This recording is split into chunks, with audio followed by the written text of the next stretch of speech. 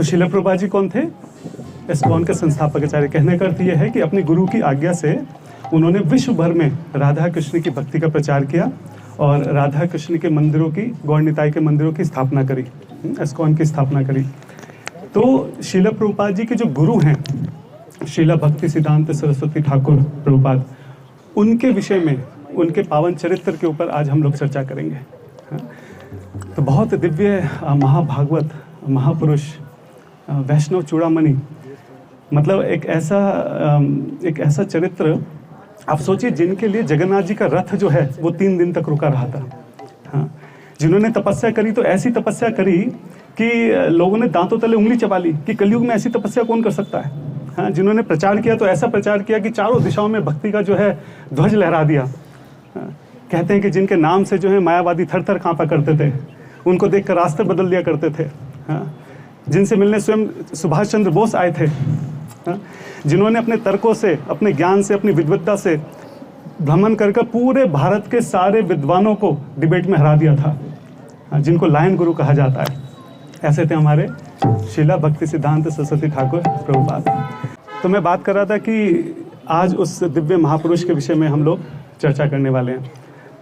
अब जब ऐसे दिव्य महापुरुष का नाम आता है तो एकदम मन में विचार आता है कि हमारे जैसे एकदम अधम, अज्ञानी, नितांत भक्तिहीन, बुद्धिहीन, मायाबद्ध जीव जो हैं, तो क्या ऐसे परम वैष्णव के दिव्य चरित्र का, पावन चरित्र का गुणगान करेंगे। हाँ, बिल्कुल ऐसा लगता है जैसे कई बार सुनते हैं ना, छोटी सी चिड़िया अपनी छोटी सी चोंच से पूरा समुद्र पीने का प्रयास कर रही है। तो ऐसे अपनी छोटी सी बुद्धि से इतने दिव्य चरित्र के विषय में सुनना, समझना, बोलना उतना ही मुश्किल है जितना उस छोटी सी चिड़िया के लिए समुद्र का पानी पीना है। तो फिर क्यों कर रहे हैं हम जब पॉसिबल ही नहीं है। क्योंकि यही हमारे परम दादा गुरु शिला भक्ति वेदांत स्वामी महाराज जी का आदेश है। उनका आदेश है कि हम जो है अपने आचार्यों का गुणगान करें। क्यों करें गुणगान? क्या होगा उससे हमारा हृदय शुद्ध होगा। जब हम उनके विषय में सुनते हैं, बोलते हैं, तो हमारे हृदय में जो मलिनता है वो खत्म होती है। हाँ, वो भगवान के इतने प्रिय हैं कि जब हम उनके बारे में विचार करते हैं, बोलते हैं, तो भगवान को बहुत प्रसन्नता होती है। तो भगवान की प्रसन्नता के लिए हम उनका गुणगान करते हैं। हाँ, भक्तों की प्रसन्नता के लिए गुणगान करते हैं। जब उनके विषय में हम सुनते हैं, बोलते हैं, तो हमें एक गौरव का एहसास होता है, अपने सौभाग्य का एहसास होता है कि ऐसी गौड़ीय परंपरा से हम लोग जुड़े हैं, जहाँ पे ऐसे ऐसे विद्वान पंडित रहे हैं, ऐसे ऐसे बड़े बड़े आचार्य रहे हैं। और जब अपने सौभाग्य का आभास होता है तो ये भी आभास होता है कि कितना सीरियसली हमको अपनी भक्ति को लेना चाहिए। जो हमको चीज़ मिली है वो कितनी दुर्लभ है और कितनी आसानी से हमको दे दी गई है। तो उसको फॉर ग्रांटेड ना लेते हुए, इस बात का आभास करते हुए कि ऐसी परंपरा में ऐसे ऐसे आचार्य हमारे रहे हैं, तो उतना हमारा भी दायित्व बनता है कि जो उन्होंने हमको दिया है उसको हम सीरियसली लें। तो केवल इसी आशा से कि मैं अपने हृदय को शुद्ध कर सकूं, यहाँ पे जो भी टेंपल मैनेजमेंट हैं, हमारे श्री सच्चिदानंद प्रेम प्रभु मुझे बताया वो नहीं है यहाँ पे, बट जो भी टेंपल अथॉरिटी हैं, प्रभु जी हैं, जो भी यहाँ पे भक्त हैं, आप लोगों का बहुत बहुत आभार है कि आपने मेरे ऊपर कृपा करते हुए मेरे ही कल्याण के लिए मुझे ऐसी सेवा दी ताकि मैं उनका गुणगान कर सकूँ और उनके गुणगान के माध्यम से मेरा भी उद्धार हो सके। जस्ट 1 सेकेंड, सॉरी, मेरे फ्रेंड का फ़ोन है, पूछना क्या बोल रहा है। तो हम लोग सबसे पहले अपने गुरुजनों का सबका आशीर्वाद ले लेते हैं ताकि उनका हम ठीक से गुणगान कर सकें। तो सब लोग साथ में मिलके, जो लोग नए आए थे समझ गए ना हम क्या करने वाले हैं आज। हाँ? हम लोग शिला प्रभुपाद जी के जो गुरु हैं उनके जीवन चरित्र के ऊपर चर्चा करेंगे। ठीक है, सब लोग साथ में मिलके प्रार्थना करेंगे गुरुजनों से ताकि हम उनके विषय में कुछ बोल सकें। ओम ज्ञानं तिमिरन्धस्य ज्ञानाञ्जनशलाकया चक्षुरुन्मिलितं येन तस्मै श्रीगुरुवे नमः। श्रीचैतन्यमनोभीष्टं स्थापितं येन भूतले स्वयं रूपः कदा मह्यं ददाति स्वपदान्कितं। वन्देऽहं श्रीगुरु श्रीयुतपदकमलं श्रीगुरु वैष्णवांश्च श्रीरूपं साग्रजातं सहगना रघुनाथान्वितं तं सजीवं साद्वैत सावधूतं परिजनसहितं कृष्णचैतन्यदेवं श्रीराधा कृष्णपादां सहगना ललिता श्रीविशाखान्वितांश्च। हे कृष्णा करुणा सिंधु दीनबंधु जगत्पते गोपीशा गोपिका कांता राधा कांता नमस्तते। तप्त कांचन गौरांगी राधे वृंदावनेश्वरी विष्णुभानुसुते देवी प्रणमामि हरिप्रिये। पंचकल्पतरुभ्यश्च कृपा सिंधुभ्येव च पतितनाम पावनेभ्यो वैष्णवेभ्यो नमो नमः। जय श्री कृष्णा चैतन्य प्रभु नित्यानंद, श्री अद्वैत गदाधर शिवासादि गौर भक्तवृंदा। हरे कृष्णा कृष्णा कृष्णा हरे हरे, हरे राम राम राम हरे हरे। कम करोति वाञ्छालं पंगुं लघते गिरिं यत्कृपातम् अहं वन्दे श्री गुरु दीनतारिणम्।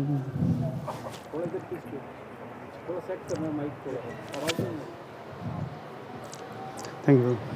तो थोड़ा पानी ला देंगे क्या, मुझे बोलते प्यास लगती है। तो हमारी कहानी शुरू होती है 1870 के दशक में। 1870 में केदारनाथ दत्त यानी कि कौन, भक्ति विनोद ठाकुर महाराज जी जो थे वो नवदीप धाम में रहा करते थे अपनी पत्नी भगवती देवी के साथ। बहुत उच्च पद पे थे, बहुत ताकतवर थे, बहुत धनवान थे, बहुत ज्ञानवान थे और परम वैष्णव थे, महाभागवत थे। मतलब वो खुद भी कमला मंजरी के अवतार थे। 150 से ज़्यादा उन्होंने किताबें लिखी हैं। उनके जीवन चरित्र के ऊपर हम चर्चा करेंगे तो पता चलेगा कि वो भी अवतारी पुरुष थे। तो वो नवदीप धाम में रहा करते थे। तो उन्होंने गवर्नमेंट से रिक्वेस्ट करके अपनी पोस्टिंग जो है वो जगन्नाथपुरी में करवा ली, ताकि मैं जो है भगवान जगन्नाथ के दर्शन कर सकूं, उनकी सेवा कर सकूं और वहीं पे प्रचार कर सकूं। तो वो अपनी पत्नी के साथ जगन्नाथपुरी शिफ्ट हो गए। अच्छा, वो उस वक्त डीएम के पद पर थे। तो जो डीएम होता है वो ही मंदिर का प्रधान भी होता है जगन्नाथपुरी में। तो जगन्नाथपुरी का जो मेन मंदिर है उसके प्रधान भी वही बन गए। और लगभग वो डीएम इतना बड़ा पद होता है कि लगभग पूरी में उनका शासन था, एक तरह से ऐसा था, और बहुत ताकतवर व्यक्ति थे। तो उन्होंने फिर वहाँ पे प्रचार कार्य स्टार्ट किया और ऐसा प्रचार किया कि देखते ही देखते एक के बाद एक सोयो जो है नामहट प्रोग्राम, जिनको आज हम भक्ति भिक्षा बोलते हैं, नामहट बोलते थे उस वक्त, सोयो जो है वहाँ पे नामहट जो है जुड़ते चले गए। और हर एक नामहट में जो है कई हजार लोग जुड़े हुए थे। आप अंदाजा लगाइए, लगभग ऐसा बताते हैं कि 500 नामहट वहाँ हो गए थे और हर एक नामहट में कई हजार लोग, 1000 2000। आप अंदाजा लगा सकते हैं कि किस बड़े स्केल पर वहाँ पे प्रीचिंग चल रही थी। लगभग पूरा जगन्नाथपुरी और आसपास के जितने भी एरिया थे वह सारे में पूरे वैष्णव बन चुके थे। तो उनके मन में विचार था कि अभी इतना प्रचार हो रहा है, लेकिन उनके जाने के बाद क्या होगा, क्योंकि जिस तरह का प्रचार चल रहा है इस तरह के प्रचार को आगे ले जाना किसी साधारण मनुष्य की बस की बात नहीं है। हम लोग ने पिछले बार भी अपनी परंपरा में कई बार देखा है, जब भी कोई बड़े महापुरुष आते हैं बहुत तेज़ी से प्रचार होता है, लेकिन उसके बाद फिर चीज़ें ठंडी पड़ जाती हैं, डाइल्यूट हो जाती हैं, फिर से कोई महाभागवत आते हैं, फिर से प्रचार होता है, इस तरह से चलता है। तो वो चाहते थे कि कोई ऐसी दिव्य आत्मा उनके घर में आए, उनके पुत्र के रूप में जन्म ले, ताकि जो इस प्रचार कार्य को और आगे लेकर जा सके। तो इसी विचार से वो जगन्नाथपुरी में जो है जगन्नाथ भगवान के आगे बहुत प्रार्थना करते थे।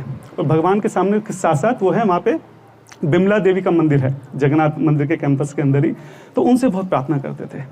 अभी बिमला देवी कौन है इसकी एक अलग स्टोरी है कि कैसे एक बार भगवान शिव में और पार्वती में नोकझोंक हो जाती हैं। जो पार्वती है वो तो माँ है सभी जीवों की, तो उनके अंदर ये दया भाव था कि सभी जीवों को भगवान जगन्नाथ जी का प्रसाद मिले। अब वो अलग स्टोरी, अभी हम भटक जाएंगे उधर जाएंगे तो, लेकिन वो जो है बिमला देवी के रूप में उसी मंदिर में निवास करती हैं। तो भगवान जगन्नाथ का जो भी प्रसाद लगता है सबसे पहले वो बिमला देवी के पास जाता है, उसके बाद फिर आगे अनेक अलग अलग भक्तों को जाता है, हनुमान जी जो हैं, फिर उसके बाद सब लोगों में बांटा जाता है। तो बिमला देवी के सामने बहुत वो प्रार्थना करते थे, तपस्या करते थे, व्रत रखते थे, परिक्रमा करते थे, उनके सामने जप करते थे, बहुत इंटेंसली उनसे प्रे करते थे कि उनको ऐसे पुत्र की प्राप्ति हो जो इस प्रचार कार्य को आगे बढ़ा सके। अच्छा, बिमला देवी ही क्यों और किसी से क्यों नहीं? क्योंकि बिमला देवी जो हैं वो एक तरह से माया का भी रूप हैं। तो जिससे लड़ाई करनी है अगर उसी को अपनी साइड कर लिया जाए तो लड़ाई करना आसान हो जाता है ना। जिसके खिलाफ तुम लड़ रहे हो अगर उसी को अपने में मिला लें, उसी का आशीर्वाद लेने पहुंच जाएं। जिसमें ध्यान आ रहा है महाभारत के युद्ध में भी ऐसा हुआ था ना, युधिष्ठिर गए थे भीष्म पितामह का आशीर्वाद लेने के लिए, उनको आशीर्वाद दिया था विजयी रहो इस टाइप से। तो ये एक अच्छी ट्रिक है कि जिससे लड़ना है उसी को अपनी साइड कर लिया जाए। तो बिमला देवी के सामने जो है वो बहुत प्रार्थना करा करते थे। अच्छा, उसके बाद क्या होता है, इसी तरह चीज़ें चलती रहती हैं और फिर 1874 में 6 फरवरी को दोपहर के 3:30 बज रहे थे। उस वक्त जो भगवती देवी थी वो पुत्र को जन्म देने वाली थी। अब इनका इतना बड़ा ओहदा था, आप सोचिए कि कितने हजारों की संख्या में लोग जो हैं इनके घर पर आसपास थे वहाँ पे कि इनका पुत्र का जन्म होने वाला है। खूब कई सारी मृदंग बज रही थी, करताल बज रही थी, वहाँ पे भक्त जो है वो नाच रहे थे, जय जयकार हो रही थी, हरे कृष्णा महामंत्र का उच्चारण ऐसा लगता था जैसे पूरे आसमान में हरे कृष्णा महामंत्र का उच्चारण चल रहा है, हरि बोल का उच्चारण चल रहा है। और इन सब के बीच में जन्म होता है हमारे छोटे से बिमला प्रसाद का। जय तो जब बिमला, क्योंकि बिमला देवी के आशीर्वाद से जन्म हुआ था इसलिए उनका नाम बिमला प्रसाद रखा गया। तो अच्छा, बिमला प्रसाद जी की एक बात सबने ध्यान दिया कि एक बहुत विचित्र बात हुई कि उनके शरीर पे जो नाड़ी है माँ की, वो इस तरह से लिपटी हुई थी। ये कोई हल्की बात नहीं है, ये तुक्के की बात नहीं है, ऐसा नहीं कि चलो ऐसे हो गया। ये एक बहुत बड़ा संकेत होता है किसी एक महाभागवत महापुरुष का। इनफैक्ट अभी भी जो माधवा संप्रदाय है उसमें जो भी उनके गुरुजन होते हैं, सन्यासी होते हैं, उस बात का विशेष ध्यान रखा जाता है कि बचपन में क्या क्या उनके लक्षण रहे। तो उसमें एक लक्षण ये होता है कि नाड़ी इस तरह से लिपटी भी हो। तो ये हल्की बात नहीं है, ये बहुत बड़ी बात होती है। अच्छा, इसी तरह फिर उनके एस्ट्रोनॉमिकल चार्ट वगैरह देखे तो सब लोग दंग रह गए। मतलब जो भी महापुरुष के जितने भी लक्षण हो सकते थे सारे उनके अंदर थे। ऐसे 32 लक्षण बताते हैं। मेरे को इसका बहुत ज़्यादा ज्ञान नहीं है, लेकिन मैं जब कथा में इधर उधर सुनता हूँ कि सूर्य की जो है लोकेशन ऐसी होनी चाहिए, चंद्र की ऐसी होनी चाहिए, ये होना चाहिए, वो होना चाहिए, ये अपनी राशि में ऐसे होता तो ऐसा होता, ये ऐसा होता, वो सारे A to Z सारे लक्षण एक साथ वहाँ पे मौजूद थे। तो तब सब लोग बहुत हैरान थे और सब लोगों को एक आशा बनी थी कि शायद ये वही महापुरुष है जिनका हम सब लोग इंतजार कर रहे हैं, कि सारे एक के बाद एक सारे लक्षण वहाँ पे मिल रहे हैं। अच्छा, इसी तरह से चलता रहता है। उसके बाद एक बहुत विचित्र घटना होती है। जब वो सिर्फ 6 वर्ष के थे, बीनू, उनको प्यार से बीनू बोलते थे उनकी माता जी बिमला प्रसाद को। तो बीनू सिर्फ 6 महीने के थे तो जो जगन्नाथ जी की रथ यात्रा निकलती है हर साल, तो रथ यात्रा निकल रही थी और जो जगन्नाथ जी का रथ है वो ठीक उनके घर के सामने जाकर रुक जाता है। ठीक है, कोई बड़ी बात नहीं है, हम सब जानते हैं जगन्नाथ जी का रथ तो रुकता है और फिर भोग होता है, आरती होती है, भक्त कीर्तन करते हैं, वो आगे बढ़ जाता है, कोई ऐसी बात नहीं है। तो सब कुछ हुआ, भोग लगा, आरती हुई, लेकिन रथ तो आगे नहीं बढ़ रहा है। कोई बात नहीं, फिर से कोशिश करते हैं और ऐसा चलता है। कई बार आज भी हम देखते हैं, कई बार पूरी रात जगन्नाथ जी का रथ खड़ा रहता है। तो ठीक है, जैसे जगन्नाथ जी की इच्छा, तो जगन्नाथ जी का रथ उस दिन पूरी दिन वहीं खड़ा रहा, पूरी रात बीत गई। अगले दिन हुआ, फिर से प्रयास किया गया, फिर से महाराज जी से प्रार्थना की कि बढ़ो महाराज, अब तक तो पहुँच जाते हम लोग। तो महाराज जी आगे बढ़ने का नाम न लें, जगन्नाथ जी। और पूरे दिन फिर हाथी घोड़े लगाए गए, पूरी ताकत लगा दी, भगवान से प्रार्थना की, सब कुछ किया, पूरा दिन बीत गया, उनका पूरा दिन बीत गया, उनका जो रथ है वो 1 इंच भी आगे नहीं बढ़ा। अब जो वहाँ के मुख्य पंडा हैं उनको थोड़ा मतलब टेंशन हुई कि भाई 2 दिन हो गए, क्या बात होगी, आज दूसरी फिर। तो उस दिन रात को क्या होता है, जगन्नाथ जी उनके स्वप्न में आते हैं। जगन्नाथ जी कहते हैं कि मैं आगे नहीं बढ़ूंगा। क्यों नहीं बढ़ेंगे महाराज? जब तक मैं अपने भक्त के दर्शन नहीं कर लूँगा, मैं उसको देख नहीं लूँगा, मैं आगे नहीं बढ़ूंगा। मैं बहुत व्याकुल अपने भक्त के दर्शन करने के लिए। तो पंडित जी बोलते हैं, कौन सा भक्त है महाराज, यहाँ तो इतने सब भक्त आए हुए, कहाँ से आना है आपके भक्तों?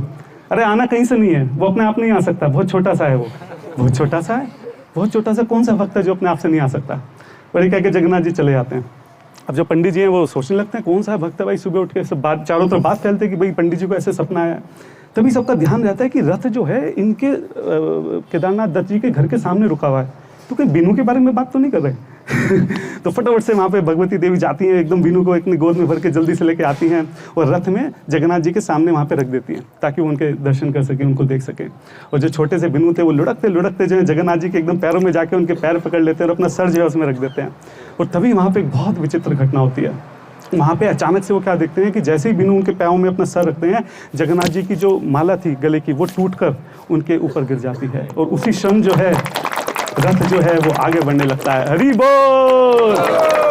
और ये देख के सारे भक्तों जो उनकी आंखें फटी रह जाती हैं। आप सोचिए 3 दिन से रथ खड़ा हुआ है, आगे नहीं बढ़ रहा है। जगन्नाथ जी बोल रहे हैं कि नहीं, मैं बहुत व्याकुल हूँ, जब तक मैं भक्त दर्शन नहीं करूंगा मैं आगे नहीं बढ़ूंगा। और जैसे ही वहाँ पे बीनू आते हैं एकदम से रथ आगे बढ़ने लगता है। तो वहाँ पे हजारों लोग एकदम देखते रह जाते हैं और बिल्कुल ढोल नगाड़े बजते हैं, कीर्तन होता है। लेकिन जो केदारनाथ दत्त जी थे, जो हमारे भक्ति विनोद ठाकुर महाराज जी थे, वो एकदम टकटकी लगाए देखते रह जाते हैं। वो बहुत गंभीर हो जाते हैं। वो समझ जाते हैं कि उनकी जो इतने समय से जो प्रार्थना कर रहे हैं वो पूरी हो गई है। शायद ये वही पुत्र है जिसकी उनको बरसों से जिनकी तलाश थी। तो उस दिन से जो भक्ति विनोद ठाकुर महाराज हैं, उनकी जो भक्ति सिद्धांत महाराज हैं, बीनू हैं, बिमला प्रसाद हैं, उनकी तरफ उनकी जो नज़र है वो पलट गई थी। वो उनको अलग नज़र से देखने लगे थे। वो समझ गए थे ये खास है, ये सामान्य जीवात्मा नहीं है जो इस घर में आई है। ठीक है, तो उसी तरह से उनका पालन पोषण होता है। धीरे धीरे बीनू बड़े होते हैं। एक और बहुत खास कथा एक्चुअली में, जो हमारे परम पूज्य भक्ति विकास महाराज जी हैं, उन्होंने इनके ऊपर सिद्धांत वैभव के नाम से पूरा 3 वॉल्यूम की किताब लिखी है। मतलब हाँ, तो इनके ऊपर तो एक्चुअली में पूरी 7 दिन की कथा हो सकती है भक्ति सिद्धांत महाराज के ऊपर। इतनी लीलाएं हैं, इतना कुछ है। ठीक है, तो अब 1 घंटे में हम प्रयास करेंगे जो मुख्य उनकी लीलाएं हैं, क्योंकि कुछ लोग नए भी हैं, बात सब ने शायद सुनी होंगी, बट जो भी है उनको टच करते हुए जल्दी उनका जीवन खत्म करने की कोशिश करेंगे, उनका जीवन परिचय जानने की कोशिश करेंगे। लेकिन बहुत हमारे पास डिटेल्स हैं उनके जीवन के बारे में, तो मैं जल्दी आगे बढ़ते हैं। तो वो 6 महीने के हो जाते हैं। 6 महीने के बाद क्या होता है, अच्छा, एक घटना और होती है, मैं लिखा था मैंने बताने के लिए, मैं भूल गया। तो बचपन में एक बार क्या होता है, जब इनका जन्म होता है ना, तो अगले दिन एक दिन रात को क्या होता है, इनके सपने में एक ब्राह्मण आता है, भक्ति विनोद ठाकुर महाराज जी के सपने में। और ब्राह्मण आके कहता है कि तुम्हारे घर में जो है कली ने जन्म लिया है, ये पूरे वैष्णव समाज का विनाश कर देगा, जितना जल्दी हो सके इसकी हत्या कर दो। अब अगले दिन जो है भक्ति विनोद महाराज बहुत परेशान होते हैं कि ऐसा कैसे, बार बार विनू को देख रहे होते हैं, उन्हें विश्वास नहीं होता कि ऐसे कैसे संभव हो सकता है, हम भगवान का इतना प्रेम करते हैं, इतना सब करते हैं, कली हमारे घर में कैसे जन्म ले सकता है। तो बहुत परेशान थे। लेकिन उसी दिन रात को फिर से इनके सपने में जो है नारद मुनि आते हैं, और नारद मुनि आके बताते हैं कि आपके घर में बहुत बड़े महाभागवत ने जन्म लिया है, वो कली का विनाश करने के लिए उसका जन्म हुआ है।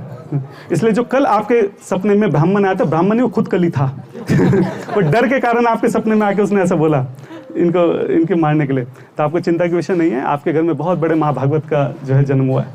तो यहाँ पे एक दूसरा संकेत उनको जो है मिला था। ठीक है, फिर इसी तरह से बिनू धीरे धीरे बड़े होते हैं। जब 6 महीने के थे, छोटे से थे, एक बार आंगन में ऐसे खेल रहे थे, आम जो थे उनको बहुत पसंद थे, आम का सीजन था, घर में पेटियां आई थी, डीएम साहब है वही पेटियां आती रहती हैं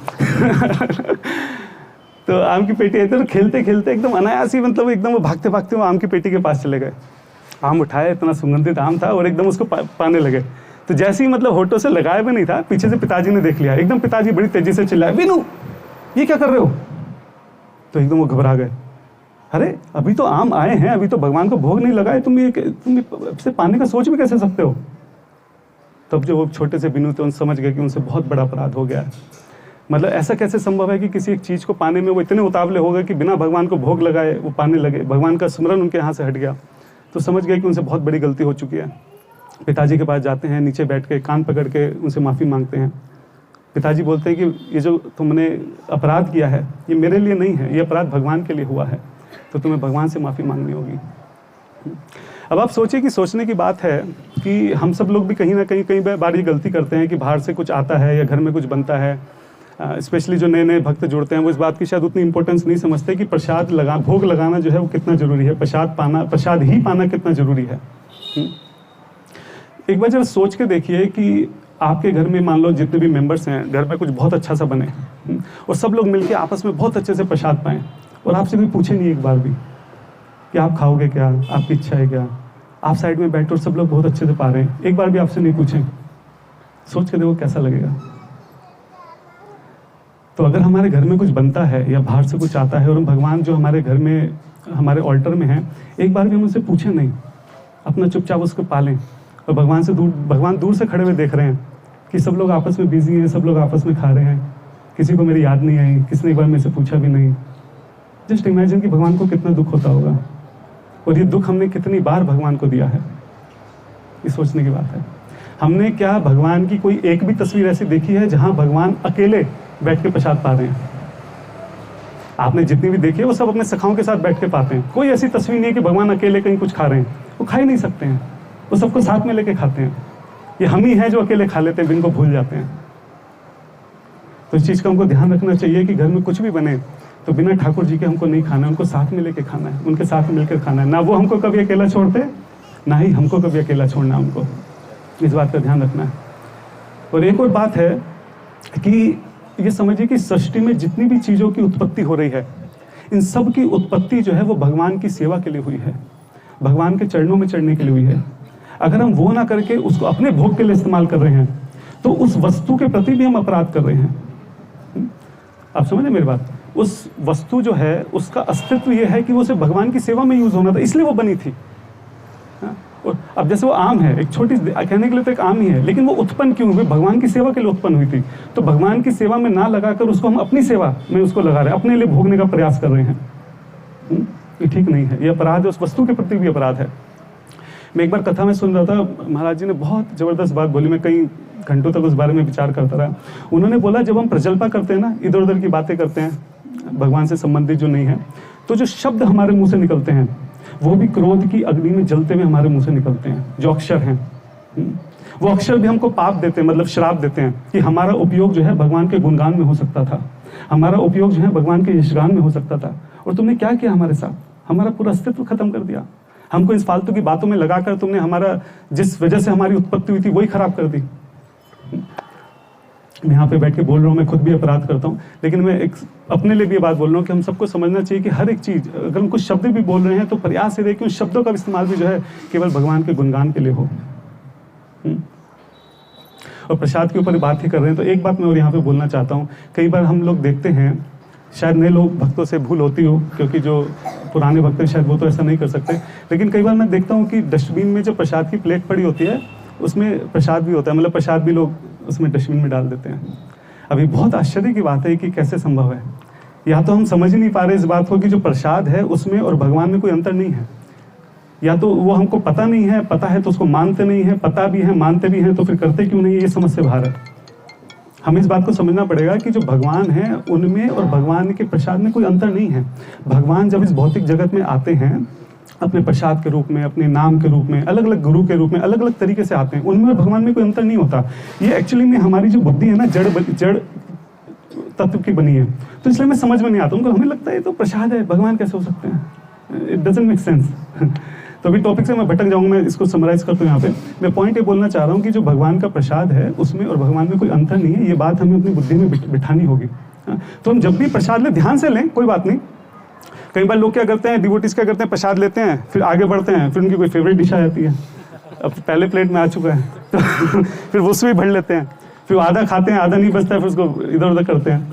तो इससे अच्छा आप एक काम करें, मैं जो करता हूँ मैं बता देता हूँ। मैं तो भैया जब प्रसाद लेने जाता हूँ एक बार नजर मार लेता हूँ ये क्या क्या है, ठीक है। हालांकि ये भी अपराध है कायदे से देखा जाए, क्योंकि भगवान ने हर एक चीज़ पाई है, तो चीज़ों में भेद करना कि ये अच्छी है, ये कम अच्छी है, ज़्यादा, ये भी अपने आप में अपराध होता है वैसे। लेकिन फिर भी मैं अपने लेवल पे नीचे आके मैं बात कर रहा हूँ। कई सारे भक्त हैं वो तो प्रसाद को मिक्स करके खाते हैं, जिससे कहीं उनके मन में विचार ना आ जाए कि अरे ये वाली सब्जी ज़्यादा अच्छी बनी थी, ये कम अच्छी बनी थी, है ना। तो मायापुर में भी कई जगह मैंने देखा है भक्त क्या करते हैं, सारे चीज़ों को मिक्स कर देते हैं कि कहीं मन में ऐसा भाव ना आ जाए कि ये अच्छा है, ये कम अच्छा है, ज़्यादा अच्छा है।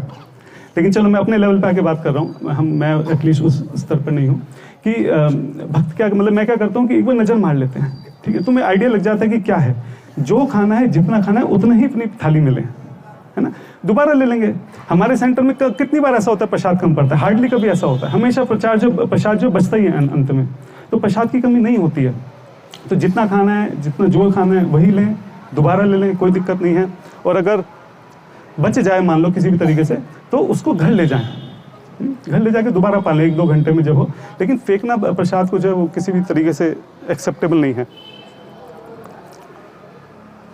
तो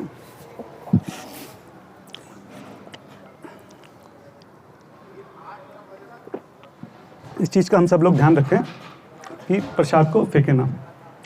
भक्त तो क्या करते हैं कि प्रसाद की जो प्लेट होती है ना, उसमें भी लास्ट में थोड़ा पानी डालकर और उसको घुमा के वो भी पी जाते हैं। ऐसा क्यों कि प्रसाद जो लगा रह गया है प्लेट में साइड में, कहीं वो भी ना फेंक जाए, इस चीज़ का ध्यान रखते हैं प्रसाद भक्त लोग। मैंने खुद देखा, अपनी उंगलियों से चाट के एंड में जो बचता है उसमें थोड़ा सा पानी डाल के मिला के वो भी पी जाते हैं। इतना ध्यान रखा जाता है प्रसाद का। और भरे हुए चावल और सब्जी और कूड़े में फेंकना, ये समझ से बाहर है कि ऐसा कैसे हो सकता है। तो हम सब लोग आगे से इस चीज़ का ध्यान रखेंगे, ठीक है। हरि बोल, हरि बोल। कभी भी प्रसाद का अपमान नहीं करेंगे, जितना जरूरत है उतना ही थाली में लेंगे और दोबारा ले लेंगे जरूरत होगी तो जो हमारे विनु थे वो अपने पिताजी से माफ़ी मांगते हैं। पिताजी बोलते हैं कि आप भगवान से जाके माफ़ी मांगिए। तो भागते हुए मंदिर जाते हैं, जगन्नाथपुरी में गर्भगृह में जाते हैं, जगन्नाथ जी के सामने बैठकर कान पकड़कर हाथ जोड़कर उनके चरणों में अपना सर रखकर उनसे पूरी बात बताते हैं कि आज उनसे क्या गलती हुई है, हाँ? और फिर वो खुद अपने आप को सजा देते हैं। वो कहते हैं कि मैं यहाँ पे प्रण करता हूँ कि आज के बाद जीवन भर कभी किसी आम को हाथ नहीं लगाऊंगा, कभी आम नहीं पाऊंगा। आम उनको बहुत प्रिय थे। छोटे से बच्चा, सोचो 6 महीने का बच्चा इतनी बड़ी बात बोल रहा है, सॉरी 3 साल का बच्चा इतनी बड़ी बात बोल रहा है, हाँ? और ये उन्होंने फिर जीवन भर निभाया इस बात को। मतलब उसके बाद सोचिए वो इतने बड़े सन्यासी बने, आगे जाकर इतने बड़े बड़े लोगों के साथ उठना बैठना था, लोग कुछ भिजवाते थे, आम की पेटियाँ आती थी, ठीक है। उनके शिष्य भी पाया करते थे, वो महाराज के लिए लाते थे, मना कर देते कि नहीं मैं अपराधी हूँ, मैं आम को हाथ नहीं लगा सकता। सोचो छोटी सी उम्र में एक छोटी सी बात के लिए उन्होंने जो प्रण लिया, पूरा जीवन भर उसका दायित्व उठाया। मैं सोचा था अगर मैं ऐसे करूँ तो शायद पता नहीं कुछ भी नहीं खा पाऊंगा मैं तो कहीं ना कहीं सब कुछ जो है जीवन में इधर उधर गलतियाँ करी हैं। एनीवे, तो हम बताना चाह रहे थे, मैं ये बात बोलना चाह रहा था कि जो उनका चरित्र है वो कितना विशेष है, कितना विलक्षण है। अच्छा, फिर वो धीरे धीरे और बड़े होते हैं तो धीरे धीरे सबकी समझ में आता है कि इनकी बुद्धि कितनी विलक्षण है। कितनी उनकी जो स्मरण शक्ति है कितनी ज़्यादा है, तर्क करने की शक्ति कितनी ज़्यादा है। आप सोचिए 7 साल की उम्र, 7 साल का बच्चा कितना होता है, छोटा सा बच्चा, 7 साल की उम्र में उनको पूरी श्रीमद् भगवद गीता जो है वो कंठस्थ थी। श्रीमद् भागवतम का और कई पुराणों का वो पाठ कर चुके थे, संस्कृत के विद्वान बन चुके थे। 10 साल की उम्र तक आते आते उनके जो पिताजी भक्तिविनोद ठाकुर महाराज हैं, उनकी मैगजीन छपा करती थी, तो उनकी मैगजीन को प्रूफ रीड करा करते थे। सोचिए 10 साल का बच्चा मैगजीन को प्रूफ रीड कर रहा है, संस्कृत के वर्सेज लिख रहा है, उनकी व्याख्या लिख रहा है। धीरे धीरे ऐसे उनकी महारत हासिल हो गई कि वो कॉलेज में जाते थे तो लाइब्रेरी में मिलते थे। किसी को अगर ढूंढना है कि बिमला प्रसाद कहाँ है तो उनको पता है कि वो लाइब्रेरी में मिलेगा। एस्ट्रोनॉमी, एस्ट्रोलॉजी, फिजिक्स, दुनिया भर के सारे सब्जेक्ट चार्ट डाले थे, पूरी लाइब्रेरी की किताब। आप इससे अंदाजा लगा लीजिए कि उन्होंने 50 लाख शब्दों की जो ऑक्सफोर्ड डिक्शनरी होती है वो याद कर डाली थी। आप जस्ट इमेजिन कीजिए कि क्या बुद्धि रही होगी। मतलब जिस चीज़ पे एक बार नज़र पड़ गई वो ऐसी दिमाग में छप गई कि वो दोबारा हटी नहीं। ऐसा बताते हैं कि जब महाराज जी अपनी लीला समाप्त कर रहे थे धरती पे, उस वक्त जो उन्होंने कॉलेज में किताबें पढ़ी थी उसका भी रेफरेंस दे दे के बात करा करते थे कि उस किताब के उस अध्याय में वहाँ पे ये लिखा हुआ है। 50-60 साल बाद, पहले जो उन्होंने बाद भी उनको याद है जो उन्होंने 50 साल पहले पढ़ा था। ऐसी स्मरण शक्ति थी, ऐसी तर्क शक्ति थी कि पूरे भारत में उस वक्त घूम घूम कर उन्होंने राधा कृष्ण से विमुख जो भी विद्वान थे उनको उन्होंने हराना शुरू कर दिया था। हाँ? अच्छा, उन्होंने कई सिद्धांत, कई इनके ऊपर शास्त्रों के ऊपर उन्होंने टीका लिखा। उसमें से एक शास्त्र होता है सूर्य सिद्धांत। तो जो सूर्य सिद्धांत होता है ना वो बहुत जटिल होता है, मतलब ज़्यादातर विद्वान उसको हाथ नहीं लगाते कि बहुत मुश्किल होता है उस पर टीका करना। तो इन्होंने सूर्य सिद्धांत के ऊपर टीका करा और ऐसा टीका किया कि जो वहाँ के उस वक्त के विद्वान थे वो एकदम आश्चर्यचकित रह गए। उन्होंने ऐसा टीका कभी देखा नहीं था। ऐसे ऐसे तर्क उसमें थे, ऐसे ऐसे रेफरेंसेज उसमें थे, ऐसी ऐसी व्याख्याएं उसकी थी कि वो एकदम सब लोग एकदम दंग रह गए। तो उस वक्त केवल 16 वर्ष की आयु में इनको सिद्धांत शिरोमणि की उपाधि दी गई। सोचिए इतनी छोटी सी उम्र में। अच्छा, इनकी ख्याति चारों तरफ फैल रही थी, चारों तरफ से लोग जो है उनको पता लग रहा था कि भाई इतने विद्वान रहे हैं, उनकी चारों तरफ लोगों को बात चल रही थी। तो उस वक्त क्या था, वहाँ के राजा थे, राजा का नाम था मणि किशोर बहादुर। तो मणि किशोर बहादुर तक ये बात पहुँचती है कि ऐसे ऐसे बहुत विद्वान व्यक्ति हैं इस तरीके से करके। तो वो उनको आमंत्रित करते हैं और कहते हैं कि आप हमारे साथ काम कीजिए, हमारे राज्य में काम कीजिए। तो जो बहुत विद्वान लोग होते हैं ना, जैसे आज के टाइम में भी क्या है कि जैसे हमारे मान लो फॉरेन मिनिस्टर हैं जयशंकर जी जो हैं, वो कोई इलेक्शन जीत के नहीं आए हैं, वो विद्वान हैं, इंटेलिजेंट हैं, तो इसलिए डायरेक्ट उनको फॉरेन मिनिस्टर बना दिया। तो जो बहुत विद्वान हैं उनको इलेक्शन की जरूरत नहीं, उनको डायरेक्ट उठा लेते हैं कि ये सेवा बहुत अच्छे से सेवा कर पाएंगे। तो इसी तरह वहाँ के राजा ने इनको डायरेक्ट उठा लिया। ऐसे लोगों को तो ढूंढते हैं ना राजा कि हमारे राज्य में कोई ऐसे विद्वान व्यक्ति हों, तो अपने वहाँ पे इनको जो है नौकरी दे दी। कुछ समय तक इन्होंने वहाँ नौकरी करी और फिर इनका मन नहीं लग रहा था, इनको लगा था मैं क्यों अपना समय यहाँ पे बर्बाद कर रहा हूँ, हाँ मेरा जीवन। तो इन्होंने जो है वहाँ पे राजा को पत्र लिखा कि मैं इस्तीफा देना चाहता हूँ। तो राजा हैरान करे, अरे जिस नौकरी के लिए लोग तरसते हैं, जिसके लिए तुम्हें इतना धन मिल रहा है, इतना यश मिल रहा है, चारों तरफ तुम्हारी बात है कि राजा के यहाँ नौकरी करते हैं, जिस नौकरी के लिए लोग तरसते हैं तुम उसके लिए इस्तीफा दे रहे हो, हैं तुम मूर्ख हो गए, ये क्या कर रहे हो। तो बोलते कि नहीं महाराज जी ऐसी बात नहीं है, आपकी नौकरी बहुत अच्छी है, आपका राज्य भी बहुत अच्छा है, लेकिन मेरे जीवन का लक्ष्य ये नहीं है, मैं किसी और तरफ देख रहा हूँ, मैं कहीं और जाना चाहता हूँ। तो आप क्षमा कीजिए और मेरा इस्तीफा स्वीकार कीजिए। वहाँ से इस्तीफा देकर अपने पिताजी के पास आते हैं और पिताजी के पास आकर बोलते हैं कि पिताजी आपसे तो मैंने यही सीखा है कि हमारे जीवन का केवल एक ही लक्ष्य है, केवल एक ही उद्देश्य है कि हम किसी तरह से राधा कृष्ण की भक्ति कर सकें। तो मैं इस तरह से नौकरी करके अपना समय बर्बाद नहीं करना चाहता हूँ। आप बताइए आपका क्या आदेश है, आगे मुझे क्या करना होगा। तब पिताजी बोलते हैं कि तुम एक प्रमाणिक गुरु की तलाश करो और उनसे दीक्षा लो। किन गुरु की पिताजी, किन से दीक्षा लूँ। तो उस वक्त जो है गौर किशोर दास बाबा जी, श्रील गौर किशोर दास बाबा जी जो हैं वो भक्ति विनोद महाराज के घर आया करते थे। अच्छा, जो गौर किशोर दास बाबा जी महाराज हैं ये बहुत बड़े भगवत प्रेमी महाभागवत हैं, मतलब साक्षात वैराग्य मूर्ति इनके मंत्र में आते हैं, वैराग्य की मूर्ति है ये। मतलब हम लोग शायद इस बारे में बोलें तो समझ नहीं पाएंगे कि इसका मतलब क्या है। पूरे शरीर पे उनके केवल एक कपड़ा रहता था जो किसी साधु संत का कहीं मिल गया। हाँ। राधा कुंड पे वहाँ दिन रात जो है भजन करा करते थे, कीर्तन करा करते थे, जप करा करते थे। वहीं पे वहाँ की माटी में लोट-पोट हुआ करते थे, रो रो के उनकी हालत खराब रहती थी, हमेशा भूख लगती थी, वहीं पड़े वहीं पे राधा कुंड की मिट्टी खा ली। ऐसे भगवत प्रेमी थे, पागल थे भगवान के प्रेम में। तो उस वक्त वो भी नवदीप में थे और वो यहाँ पे भक्ति विनोद ठाकुर महाराज के घर पे आया करते थे शाम को इनकी कथा सुनने के लिए। तो रोज घर पे आना जाना था, अच्छे से आपस में जानते थे। तो भक्ति विनोद महाराज ने कहा कि आप उनसे दीक्षा लीजिए। तो ये गौर किशोर दास बाबा जी के पास जाते हैं, उनके चरणों में बैठकर हाथ जोड़कर उनसे बोलते हैं, पूरी बात बताते हैं और उनसे बोलते हैं कि मैं आपको गुरु के रूप में स्वीकार करना चाहता हूँ, आप मुझे शिष्य के रूप में स्वीकार करिए, मेरा उद्धार कीजिए। अच्छा, गौर किशोर दास बाबा जी का कहना था कि वो किसी को शिष्य नहीं बनाना चाहते, तो वो मना कर देते हैं। वो बोलते हैं कि ठीक है अब तुम जाओ, मैं देखूंगा।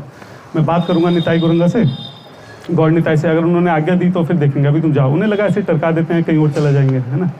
तो वो थोड़े दिन बाद आके फिर से पूछते हैं, अरे आपकी बात हुई क्या गौड़ निताई से? तो उन्हें हाँ बात हुई थी। उन्होंने बोला नहीं अभी बात नहीं हुई, मैं भूल गया, अभी तुम जाओ फिर आना। तो 2-3 बार ऐसे ही टरका देते हैं। तो जब वो बार बार आते हैं वो कहते हैं क्या हुई थी बात, मना कर दिया उन्होंने। उनका कहना है कि ऐसे लोग जिनको अपने ज्ञान का, अपनी भक्ति का, अपनी विद्वत्ता का इतना घमंड होता है, उनको कभी राधा कृष्ण नहीं मिलते, तो जाओ यहाँ से, मुझे नहीं देनी तुमको दीक्षा।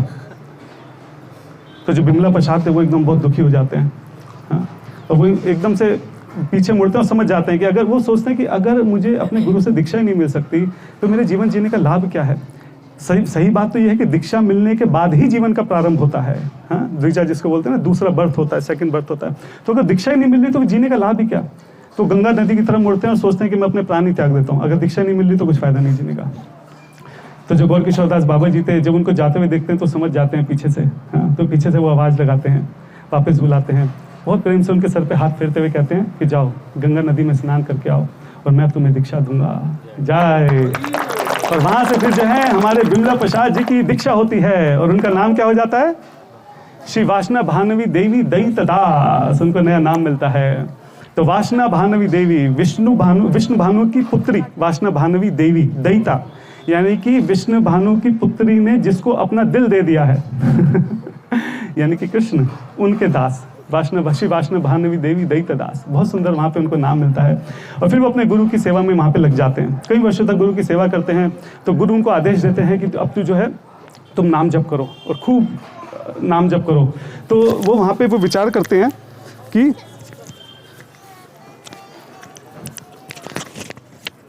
सॉरी प्रभु, सॉरी। तो वो वहां पे विचार करते हैं कि अब मैं 100 करोड़ बार भगवान का नाम लूंगा, 100 करोड़ बार अगले 10 वर्ष तक लगातार रोज 192 माला जो है भगवान के नाम का जप करूंगा। और फिर वो वहाँ पे वो जप करने बैठते हैं। वहीं पे नवदीप में ही वो बहुत सुंदर एक गोवर्धन बनाते हैं, राधा कुंड, श्याम कुंड बनाते हैं वहीं पे, कि यहीं पे स्नान करूंगा, गोवर्धन की परिक्रमा करूंगा और यहीं पे अपनी साधना करूंगा। और उसके बाद उनकी बहुत कठोर तपस्या जो है वो प्रारंभ होती है। अब अंदाजा लगे दिन में 192 जो हमारे नामाचार्य श्री हरिदास ठाकुर करा करते थे, उस तरीके से रोज 192 माला करा करते थे। खाते क्या थे, अपनी माला पूरी करने के बाद भगवान को भोग लगाकर थोड़ा सा चावल जो है नमक डालकर उसको नीचे रख देते थे और दोनों हाथ पीछे करके एक सांस भर के जितना मुंह में आया ऐसे करके बस उतना खा लेते थे। आप जस्ट अंदाजा लगाइए, बहुत बड़ी बात है ये हम लोगों को निर्जल एकादशी होती है, कुछ होता है, 1-2 दिन प्रसाद नहीं मिलता, हालत खराब हो जाती है हमारी। या 1-2 दिन कभी ऐसे हो जाए कि भाई भीष्म पंचक में कभी कभी उबलावा खा रहे हैं तो भैया ऐसा हो जाता है 3-4 दिन में कि आप सोचिए 10 साल इस तरीके से उन्होंने साधना करी है, कठोर तपस्या करी है। धीरे धीरे उनका पूरा शरीर जो है घटना शुरू हो गया, क्योंकि कुछ खा नहीं रहे थे, ऑलमोस्ट शरीर कंकाल की तरह उनका बन चुका था, बाल उनके बढ़ चुके थे। रोज राधा कुंड, श्याम कुंड में स्नान करा करते थे, रोते रोते जो है जगन्नाथ जी की परिक्रमा करा करते थे और पूरा दिन बैठ के वहाँ पे जप करा करते थे। एक बार तो क्या हुआ कि बारिश के कारण छोटी सी कुटिया बनाई थी उन्होंने, तो बारिश के कारण वो तूफान आता है, कुटिया भी ऊपर से उड़ जाती है, जो छत है वो खत्म हो जाती है। उनके पास इतना भी समय नहीं था कि समय खराब नहीं करना चाहते थे कि ऊपर से उसको छत को जोड़े, तो एक छाता यहाँ पे लगा के छाते के नीचे बैठ के उन्होंने अपना जप कंटिन्यू किया था। उस वक्त ना एक व्यक्ति थे कुंज बिहारी प्रभु, वो कोलकाता में थे। तो जो कुंज बिहारी प्रभु थे वो चाहते थे कि प्रचार हो, और बहुत बड़े बिजनेसमैन थे, पैसा वैसा था उनके पास, लेकिन वो कथा नहीं कर पाते थे। तो वो चाहते थे कि कोई अच्छा मुझे महाभागवत कोई अच्छा साधु मिल जाए जो अच्छे से भगवान की कथा करे, बाकी सारे अरेंजमेंट मैं संभाल लूंगा, टेंट कहाँ लगेगा, प्रसाद की व्यवस्था इधर उधर वो सब मैं देख लूंगा, लेकिन एक साधु मिल जाए जो बहुत अच्छे से कथा कर सके। तो उनको किसने बताया कि श्री वासना भानवी देवी दयिता दास जो है नवदीप में है, आप वहाँ जाइए, बहुत बड़े साधु हैं, बहुत विद्वान व्यक्ति हैं। तो वो अपने दिमाग में ऐसी इमेज रख के आया था कि बहुत एकदम गंभीर व्यक्ति होंगे और बहुत विद्वान हैं और इस तरीके से। तो नवदीप महापुर पूछता है, वो देखता है कि ये क्या है, वो देखते हैं कि हालत कैसे हो रखी है, पूरा उनका शरीर कंकाल बन चुका था, हड्डियां बाहर आ चुकी थी, पूरे शरीर पे उनके नवदीप की जो है रज लगी हुई थी, बाल उनके बड़े हो चुके थे, आंखों से आंसू बह रहे थे, पागलों की तरह हाथ ऊपर करके गौर निताय करके वो इधर उधर परिक्रमा कर रहे थे नाचते हुए। तो उनको लगता है ये व्यक्ति क्या प्रचार करेगा भाई ये तो लगता है कोई पागल व्यक्ति है। एक्चुअली में भक्ति की परिकाष्ठा यही है, जब तक लोग पागल ना बोलना शुरू कर दें तो समझ जाओ कि भक्ति अभी करी नहीं है। प्रेम की परिकाष्ठा यह है कि जब तक प्रेम में पागल ना हो जाए इंसान, जब तक डूब ना जाए, जब तक उसको ये ना हो कि बाहर की अवस्था का ध्यान ही नहीं है कि क्या चल रहा है, कब दिन हुई, कब रात हुआ, कब बारिश हुई, कब धूप निकली, कब गर्मी हुई, कब सर्दी हुई, सब चीज़ों का विचार से हट के पूरी तरह प्रेम में पागल जो हो चुका होता है, वही एक्चुअल में भक्ति होती है। तो उस वक्त जो हमारे बिमला प्रसाद जी थे, वैष्णव भानवी देवी दयिता दाजू जी थे, वो उस वक्त उस अवस्था में थे, प्रेम की परिकाष्ठा में पागल हो चुके थे वो। तो जो कुंज बिहारी दास हैं वो समझ जाते हैं कि इनसे तो प्रचार नहीं हो पाएगा इस हालत में, तो वो बेचारे वहाँ से वापस लौट आते हैं कोलकाता में। अच्छा, ये जो है 1905 से 1915 मतलब 10 साल के लिए इन्होंने प्रण लिया था कि ये इस तरह से तपस्या करेंगे। और 1914 में जो इनके पिताजी हैं भक्ति विनोद ठाकुर महाराज जी, वो भगवान की लीला में प्रविष्ट हो जाते हैं। और 1915 में 1 साल बाद जो इनके गुरु हैं गौर किशोर दास बाबा जी, वो भी चले जाते हैं। तो पहले भगवान से इतना विरह था और एकदम एक के बाद एक पिताजी चले गए, गुरुदेव चले गए, उनके विरह में और ज़्यादा बुरी तरह पागल हो जाते हैं। मतलब रो रो के आंखें सूज जाती हैं, वहीं माटी में तड़प रहे हैं, इधर उधर भगवान के में पूरी तरह से पागल हो चुके हैं। एक बार इसी तरह भगवान के प्रेम में पागल थे, रो रहे थे, दोनों हाथ ऊपर उठा के चिल्ला रहे थे। तभी वो क्या देखते हैं कि वहाँ पे अचानक से श्री कृष्ण चैतन्य प्रभु नित्यानंदा, श्री अद्वैता गदाधर शिवासादि और गौर भक्तवृंद, पूरे भक्तवृंद के साथ पूरे पंचतत्व जो है वहाँ पे प्रकट हो जाते हैं और वो भी नाचना शुरू कर देते हैं। उसके बाद देखते हैं कि सारे गोस्वामी जो हैं वो प्रकट हो जाते हैं, सारी गुरु परंपरा जो है प्रकट हो जाती है। बलदेव विद्याभूषण, विश्वनाथ चक्रवर्ती ठाकुर, सारे गोस्वामी सब मिलकर वहाँ पे नृत्य कर रहे होते हैं और ये टकटकी लगाए उन सबको देख रहे होते हैं, बार बार उनको प्रणाम कर रहे होते हैं, दंडवत कर रहे होते हैं। और तब ये सब मिलकर उनको आशीर्वाद देते हैं कि अब जिस कारण से तुम धरती पर आए हो, जिस कारण से तुमको धरती पर भेजा गया है, अब वो समय आ गया है कि उसके लिए तुम बाहर निकलो और प्रचार करो, भक्ति का प्रचार करो, भगवान के नाम का प्रचार करो। और उस वक्त वो देखते हैं कि उनके पिताजी और उनके गुरुदेव वो भी वहाँ पे प्रकट हो जाते हैं और वो भी अपना आशीर्वाद उनको देते हैं कि अब अपनी तपस्या को समाप्त करो, उठो, जाओ और प्रचार करो। तब इन सबका आशीर्वाद मिलता है, सबकी आज्ञा मिलती है। तो यहाँ से जो वो हैं धीरे धीरे अपनी तपस्या को ख़त्म करते हैं, विराम देते हैं और उसके बाद वो प्रचार करने के ऊपर विचार करते हैं। अच्छा, आज के समय में भी सन्यासियों की तो काफ़ी रिस्पेक्ट होती है, पहले तो खैर बहुत ज़्यादा रिस्पेक्ट हुआ करती थी। तो इस बात को समझते हैं कि अगर उन्हें बहुत अच्छा प्रचार करना है तो उनको सन्यास आश्रम में होना जरूरी है, ताकि लोग उनकी रिस्पेक्ट करें, उनको ध्यान से सुने, उनकी बात को माने। अच्छा, सन्यास लेंगे किससे? मैं सन्यास देने लायक स्थिति नहीं थी आसपास किसी की। तो उस वक्त ये बहुत एक बोल्ड डिसीजन लेते हैं। उस वक्त कि निर्णय करते हैं कि स्वयं अपने आप को अपने गुरुदेव के बिहाव पे संन्यास देंगे। तो अपने गुरु की तस्वीर सामने रखकर उनसे आशीर्वाद लेकर अपने गुरु के बिहाव पे खुद अपने आप को संन्यास देते हैं और अपना नाम रखते हैं भक्ति सिद्धांत सरस्वती गोस्वामी ठाकुर श्रील प्रभुपाद और अपने हाथ में संन्यास डंडा लेते हैं। तो यहाँ पे उनका संन्यास होता है। अच्छा, संन्यास लेके अब ये जाते हैं दोबारा से कोलकाता, वही कुंज बिहारी के घर में कुंज बिहारी का दरवाज़ा खटखटाते हैं, कुंज बिहारी गेट खोलते हैं। वो गेट खोल के क्या देखते हैं कि तो वही व्यक्ति है, ये तो वही पागल व्यक्ति है जिसको मैंने देखा था। उस वक्त इसकी क्या हालत थी और अभी क्या है? अभी एकदम वो गंभीर बन चुके थे, पूरा चेहरा साफ था, उनकी आंखों पे चश्मा लगा हुआ था, हाथ में जिनके ग्रंथ थे, एक हाथ में डंडा था।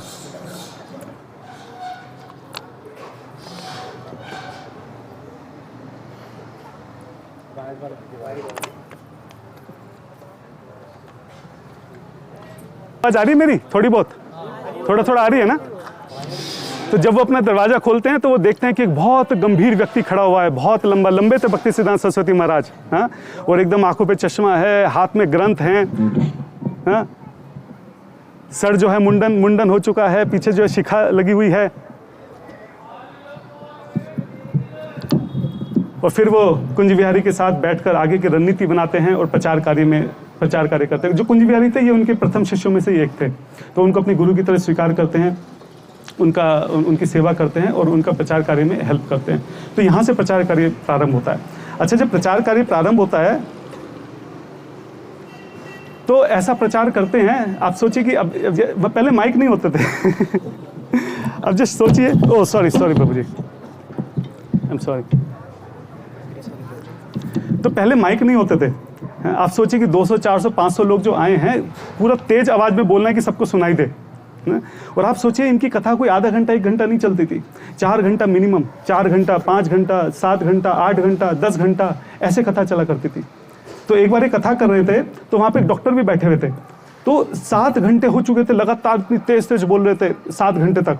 तो डॉक्टर आके इनको बोलते हैं कि महाराज जी, आप जिस तरह से बोल रहे हैं आपका गला फट जाएगा, मैं इतने घंटों से आपको देख रहा हूँ, ये सही नहीं है आप जिस तरह से कर रहे हैं। तो महाराज बोलते हैं लेकिन मैं अपना गला बचा के करूंगा ही क्या? अगर मैं कृष्ण कथा ही नहीं कर सकता तो इस गले का लाभ ही क्या है? फटे नहीं तो इस गले को, अगर भगवान की सेवा में फट रहा है तो। तो कहते लेकिन महाराज वगैरह बस, तो फिर से कन्विंस करने की कोशिश करते, कहते लेकिन महाराज ये बस, वो बोलते हैं कहते मैं कृष्ण का दास हूँ, मैं डॉक्टर का दास नहीं हूँ। आप जाके शांति से बैठिए और कथा को सुनिए। तो थोड़े बोल्ड थे, सीरियस एकदम। तो बेचारा डॉक्टर चुपचाप जाके बैठ जाता है। तो इस तरीके से कथा करते थे। 8-8, 10-10 किलोमीटर पैदल चल के जा रहे हैं, किसी ने प्रसाद के लिए बुलाया है, 10 किलोमीटर पैदल चल के गए हैं। उनका कोई एक आधा पड़ोसी या कोई मित्र वगैरह आके बैठा, 2-3 लोगों के लिए 10-10 किलोमीटर पैदल चल के जा रहे हैं, पैदल चल के आ रहे हैं। इस तरीके से शुरुआती दिनों में उन्होंने प्रचार किया। वो कहते थे कि मैं गैलन्स ऑफ खून बहाने के लिए तैयार हूँ अगर किसी एक व्यक्ति को भी माया के जाल से बचा सकूं। आप सोचिए कितनी बड़ी बात है। एक बार उनको हरिन्या हो गया था, उनके पूरे शरीर में फोड़े हो गए थे और ऐसी हालत हो गई थी कि वो उठ के बैठ भी नहीं पा रहे थे। और पहले से कई सारे जो प्रचार कार्य थे वो पहले से शेड्यूल थे। तो अब उनके शिष्यों ने बोला कि महाराज जी वो तो नहीं हो पाएगा, हम लोग कैंसिल कर देते हैं, अभी तो ऐसे तो आप कैसे जाओगे? बैठ नहीं पा रहे हैं, कुछ खा नहीं पा रहे हैं, पूरे शरीर में दर्द है, फोड़े हो रखे हैं। वो बोलते हैं नहीं ऐसा नहीं हो सकता, भगवान की सेवा है। अगर उन्हें कोई चीज़, अगर हमने भगवान को कोई जब सेवा दी है, ली है भगवान से कोई सेवा, तो उसको ऐसे बीच में नहीं रोक सकते हैं। आप कैसे भी करके मुझे लेकर जाओ, मुझे नहीं पता। तो सोचिए उनके भक्त जो है पालकी में रख के उनको लेकर जाते हैं, क्योंकि वो चल नहीं सकते थे, बैठ नहीं सकते थे। पालकी में चल के जा रहे हैं, एक दिन में 4-4 कथा कर रहे हैं, सुबह कहीं है, दोपहर को कहीं है, शाम को कहीं है, रात को कहीं है। उस हालत में कई जगह बैठ नहीं पा रहे हैं तो हल्का सा बस यूं कमर ऊपर करके वैसे कथा कर रहे हैं 1-2 घंटा, फिर वहां से दूसरी जगह लेके जा रहे हैं, फिर वहां कथा कर रहे हैं, फिर तीसरी जगह, फिर चौथी जगह। आप जरा सोचिए कि किस तरीके से हमारे आचार्यों ने अपना खून बहाया है प्रचार करने के लिए। एक एक जने को जोड़ने के लिए 8-8, 10-10 घंटे चल के गए हैं। हमारे श्रील प्रभुपाद जी 25-25 पैसे बचाने के लिए, 5-5, 10-10 पैसे बचाने के लिए घंटों घंटों पैदल चला करते थे शुरू में, जब वो दिल्ली में प्रचार कर रहे थे। अब सोचिए 5 पैसे, उनको लगता था नहीं 5 पैसे बच जाएंगे तो इतने पेज की और आ जाएंगे, इतनी मैगजीन और छप जाएंगी। भरी दोपहरी में सूरज तप आ रहा है, अभी तो हमें धूप अच्छी लग रही है, गर्मियों की। आप सोचिए हाथ में 10-10, 20-20 किलो के सामान उठाए, पैदल चले जा रहे हैं 10-10 किलोमीटर, सिर्फ 5 पैसे बचाने के लिए। अभी हम नीचे प्रभु जी के घर पर बैठे थे, हम यही बात कर रहे थे कि जयपताका महाराज जी हैं, गोपाल कृष्ण महाराज जी हैं, ये सब कैसे महाभागवत हैं। आप इनको देखिए कि किस तरीके से प्रचार कर रहे हैं। हमारे हल्का सा सर में दर्द हो जाए, बुखार हो जाए तो एकदम ऐसे पड़ जाते हैं और बिल्कुल ऐसा हो जाता है कि जब तक ये ठीक नहीं होगा तब तक कुछ नहीं हो सकता, ऐसा एकदम माहौल बन जाता है। आप सोचिए कि परम पूज्य जयपताका महाराज को देख के लगता है कौन सी चीज़ है जो भगवान ने छोड़ी है उनके पास, उनके शरीर में। शरीर का एक एक अंग जो है वो जवाब दे चुका है। हाँ, कौन सा ऐसा ऑपरेशन है उनका जो नहीं हुआ, कौन सा शरीर का अंग है जो उनका नहीं, पूरा शरीर छिन्न भिन्न हो रखा है। उसके बावजूद वो 1 मिनट एक जगह पर नहीं टिकते हैं। एक के बाद एक, यहाँ जाना है, यहाँ मीटिंग है, वहाँ पे इनसे मिलना है, वहाँ कथा करनी है, यहाँ जाना है, इनिशिएशन देना है, ये करना है, वो करना है। मतलब हम इतनी स्वस्थ हालत में और अपनी जवानी में उतना उसका 10% भी नहीं कर सकते जो वो इस एज में और इस शरीर की अवस्था के साथ कर रहे हैं। ऐसे आचार्य हैं हमारे। तो एक के बाद एक हम लोग, अब भक्ति सिद्धांत महाराज को तो हमने नहीं देखा, लेकिन इन सबको तो हम लोग अपनी आंखों से देख ही रहे हैं। तो हम अंदाजा लगा सकते हैं कि वो भी कैसे रहे होंगे कि पूरा शरीर दर्द से करहा रहा है, पूरे शरीर में फोड़े हो रखे हैं, बैठ नहीं पा रहे हैं, तब भी एक के बाद एक जाके कथा कर रहे हैं। तो जब भी मैं कह रहा था कि प्रचार किया, तो ऐसा प्रचार किया कि लोगों ने एकदम दांतों तले उंगली दबा ली कि चारों तरफ भक्ति का परचम लहरा दिया। अच्छा, जो गौर किशोर प्रभु जी हमारा 2 बजे तक है ना? अच्छा, 2:30 we have time. Oh wonderful, then we can include some more. अच्छा, धीरे धीरे जब इन्होंने प्रचार किया तो धीरे धीरे लोग जुड़ने शुरू हो गए। और धीरे धीरे बढ़ते गए, धीरे धीरे सेंटर खुलते चले गए, मठ खुलते चले गए, पूरे भारत में भ्रमण कर करके लोग प्रचार कर रहे थे, दीक्षा दे रहे थे। तो धीरे धीरे चीज़ें बहुत बड़े स्केल पे होनी शुरू हो गई। तो जब ये कथा करने बैठते थे, कई बार तो कहीं जो 1000 लोग आके वहाँ पे बैठ जाया करते थे। तो उस वक्त ब्रिटिश का राज था, तो ब्रिटिश लोगों को लगता था, उस वक्त में वो लोग नजर रखते थे ये कहीं भी अगर ज़्यादा लोग इकट्ठे हो रहे हैं ना, तो वो ध्यान रखते थे कि हमारे खिलाफ तो कुछ साजिश नहीं चल रही है ना यहाँ पे। तो अपने जासूस भेजा करते थे कि जरा देखो कि हमारे खिलाफ तो भड़का नहीं रहे हैं मतलब। तो इसी तरह से एक बार उन्होंने अपने जासूस को भेजा, यहाँ कथा चल रही थी। अब महाराज जी की कथा 3-4 घंटे से कम खत्म नहीं होती। तो सोचिए 3-4 घंटे एक व्यक्ति बैठ के उनकी तरफ देख रहा है, उनको लगातार सुन रहा है, क्या हालत होगी उसकी। 4 घंटे बाद वो उठ के महाराज जी के चरणों में जाता है, उनको पूरी बात बताता है, कह रहे मैं तो यहाँ जासूसी करने आया था। मैं तो देखने के लिए आया था कि आप जो है इनके अंग्रेजों के खिलाफ जो है कुछ लोगों को जोड़ तो नहीं रहे हैं, लेकिन मैं अपने जीवन का लक्ष्य समझ गया हूँ, मेरी बहुत बड़ी गलती हो गई, मुझे क्षमा कीजिए और मुझे अपने चरणों में जो है जगह दीजिए। और वहाँ पे वो महाराज जी को अपने गुरु के रूप में स्वीकार करते हैं और वहाँ पे वो भक्त बन जाते हैं। इसके बाद जो है ब्रिटिश फिर किसी को नहीं भेजते, एक जासूस निकल गया उनके हाथ से। तो इस तरीके से खैर पूरे भारत में वो प्रचार करते हैं। पूरे भारत में जो बड़े बड़े विद्वान हैं, जो राधा कृष्ण की शुद्ध भक्ति से विपरीत कोई भी सिद्धांत अगर उनके सामने रखता था, वो बहुत दृढ़ता से उनका जो है उसका विरोध करते थे। अच्छा, जो गौर किशोर दास बाबा जी थे ना, उन्होंने इनको प्रचार करने के लिए बोला, लेकिन साथ साथ इनको 3 इंस्ट्रक्शन दी। अच्छा, खुद भी बहुत बड़े वैरागी थे, वैराग्य साक्षात मूर्ति थे, तो उनकी इंस्ट्रक्शन भी ऐसी थी। तो उन्होंने कहा कि देखो ऐसा है, प्रचार तो करना, पर कभी किसी शहर में मत जाना, किसी बड़े शहर में मत जाना। जो वैरागी होते हैं, जो भक्त होते हैं, वो इन सब शहरों की चकाचौंध से दूर रहते हैं, तो शहर में जाने की जरूरत नहीं है, अपना आराम से धाम में रहो, वहीं पे भजन करो। देखो प्रचार तो करना, लेकिन कभी बड़े लोगों से मत मिलना। ये जो बड़े बड़े बिजनेसमैन हैं, पॉलिटिशियंस हैं, इनके संग में जाओगे, ये लोग इतने दूषित होते हैं, इनके संग लेने की जरूरत नहीं है। देखो प्रचार तो करना, लेकिन कभी शिष्य मत बनाना। ये कलयुग का समय है, यहाँ शिष्य बनाने की कोई जरूरत नहीं है, जिसको जो जैसा करना करने दो। तो इस तरीके से उन्होंने इंस्ट्रक्शन दी। अब इनको प्रचार करना था। अब प्रचार करने के लिए भाई शहरों में जाना भी जरूरी है, लोगों से मिलना भी जरूरी है, और आज के समय में तो प्रचार करने के लिए जितना बड़े पॉलिटिशियन से मिलो, बिजनेसमैन से मिलो, उतना अच्छा है। शिष्य भी बनाने जरूरी है, वरना आगे कैसे प्रचार होगा। तो उन्होंने तीनों काम करे। तो बाद में आके पूछा, अरे भाई तुम्हारे तो गुरु ने तुमको बोला था ये नहीं करना है, तुम्हारे गुरु ने बोला था शहर में नहीं जाना है, तुम तो चल दिए कोलकाता उठ के। कह रहे नहीं, मैं कोलकाता नहीं गया हूँ, मैं तो कोलकाता में जो हमारे मंदिर हैं, हमारे मठ हैं, उसमें गया हूँ। हमारे जो मंदिर हैं, हमारे जो मठ हैं, वो वैकुंठ धाम से कम नहीं है। तो ऊपर ऊपर से वो कोलकाता है, लेकिन मैं तो सिर्फ अपने मंदिरों में गया हूँ। अच्छा, और वो जो तुमने ये बड़े बड़े पॉलिटिशियंस के साथ तुम उठते बैठते हो, वो उनका संग ले रहे हो, वो कह रहे मैं उनका संग लेता नहीं हूँ, मैं उनको संग देता हूँ। कहने का अर्थ है कि ऐसा नहीं कि वो कुछ कह रहे हैं तो मैं उनकी बात मान रहा हूँ, जो मैं बोल रहा हूँ वो मेरी बात सुनते हैं। मैं कृष्ण कथा दे रहा हूँ उनको, उनका ले नहीं रहा हूँ कुछ भी। अच्छा, और जो तुमने डिसाइपल्स बना लिए, ये अरे मेरे डिसाइपल्स नहीं हैं, ये तो गुरु महाराज ने जो है अपने, ये गुरु महाराज ने ये सारे भक्त मेरे पास भेजे हैं ताकि इस प्रचार कार्य में मेरी सहायता हो सके। ये मेरे डिसाइपल नहीं है, मैं इनका दास हूँ। महाराज जी जो थे, भक्ति सिद्धांत सरस्वती महाराज, वो अपने डिसाइपल्स को भी प्रभु जी कह के बोला करते थे, बहुत आदर भाव से। तो ऐसा उनका विचार था। तो अपने गुरु की आज्ञा के प्रचार भी करना है और ये नहीं करना है, तो दोनों आज्ञाओं को उन्होंने बहुत चतुराई के साथ दोनों का पालन किया। अच्छा, एक चीज़ है कि प्रचार तो हमारे सभी आचार्यों ने किया और सबका कहीं ना कहीं बहुत एक विशेष योगदान रहा है, लेकिन जो भक्ति सिद्धांत सरस्वती महाराज जी थे, उस वक्त उनके समय में 3 एक बहुत बड़ी प्रॉब्लम थी। पहली थी सहजिया की, मैं इस बारे में बात करेंगे। दूसरी थी मायावादी की, जो हमेशा से चलती आई है, आज भी है। और तीसरी थी काष्ठ ब्राह्मण की, जो पहले बहुत ज्यादा थी, अभी भी है, कम हो गई है। सहजियाबंदी काफी हद तक कम हुई है, लेकिन बाकी भी थोड़ी थोड़ी अवस्था में भी, लेकिन उस वक्त ये तीनों चीजें बहुत ज्यादा थी। तो सहजिया कौन होते हैं? सहजिया वो लोग होते हैं जो भक्ति को ना बहुत सहज ढंग से ले लेते हैं। आजकल हम देखते हैं इंस्टाग्राम में इधर उधर लोग रील बना रहे हैं, नाच रहे हैं, आंसू बहा रहे हैं, थोड़ी देर बाद वही बैठ के मूवी देख रहे हैं, घर सास बहू के फलाना ढिमकाना सीरियल देख रहे हैं। तो सहजिया है।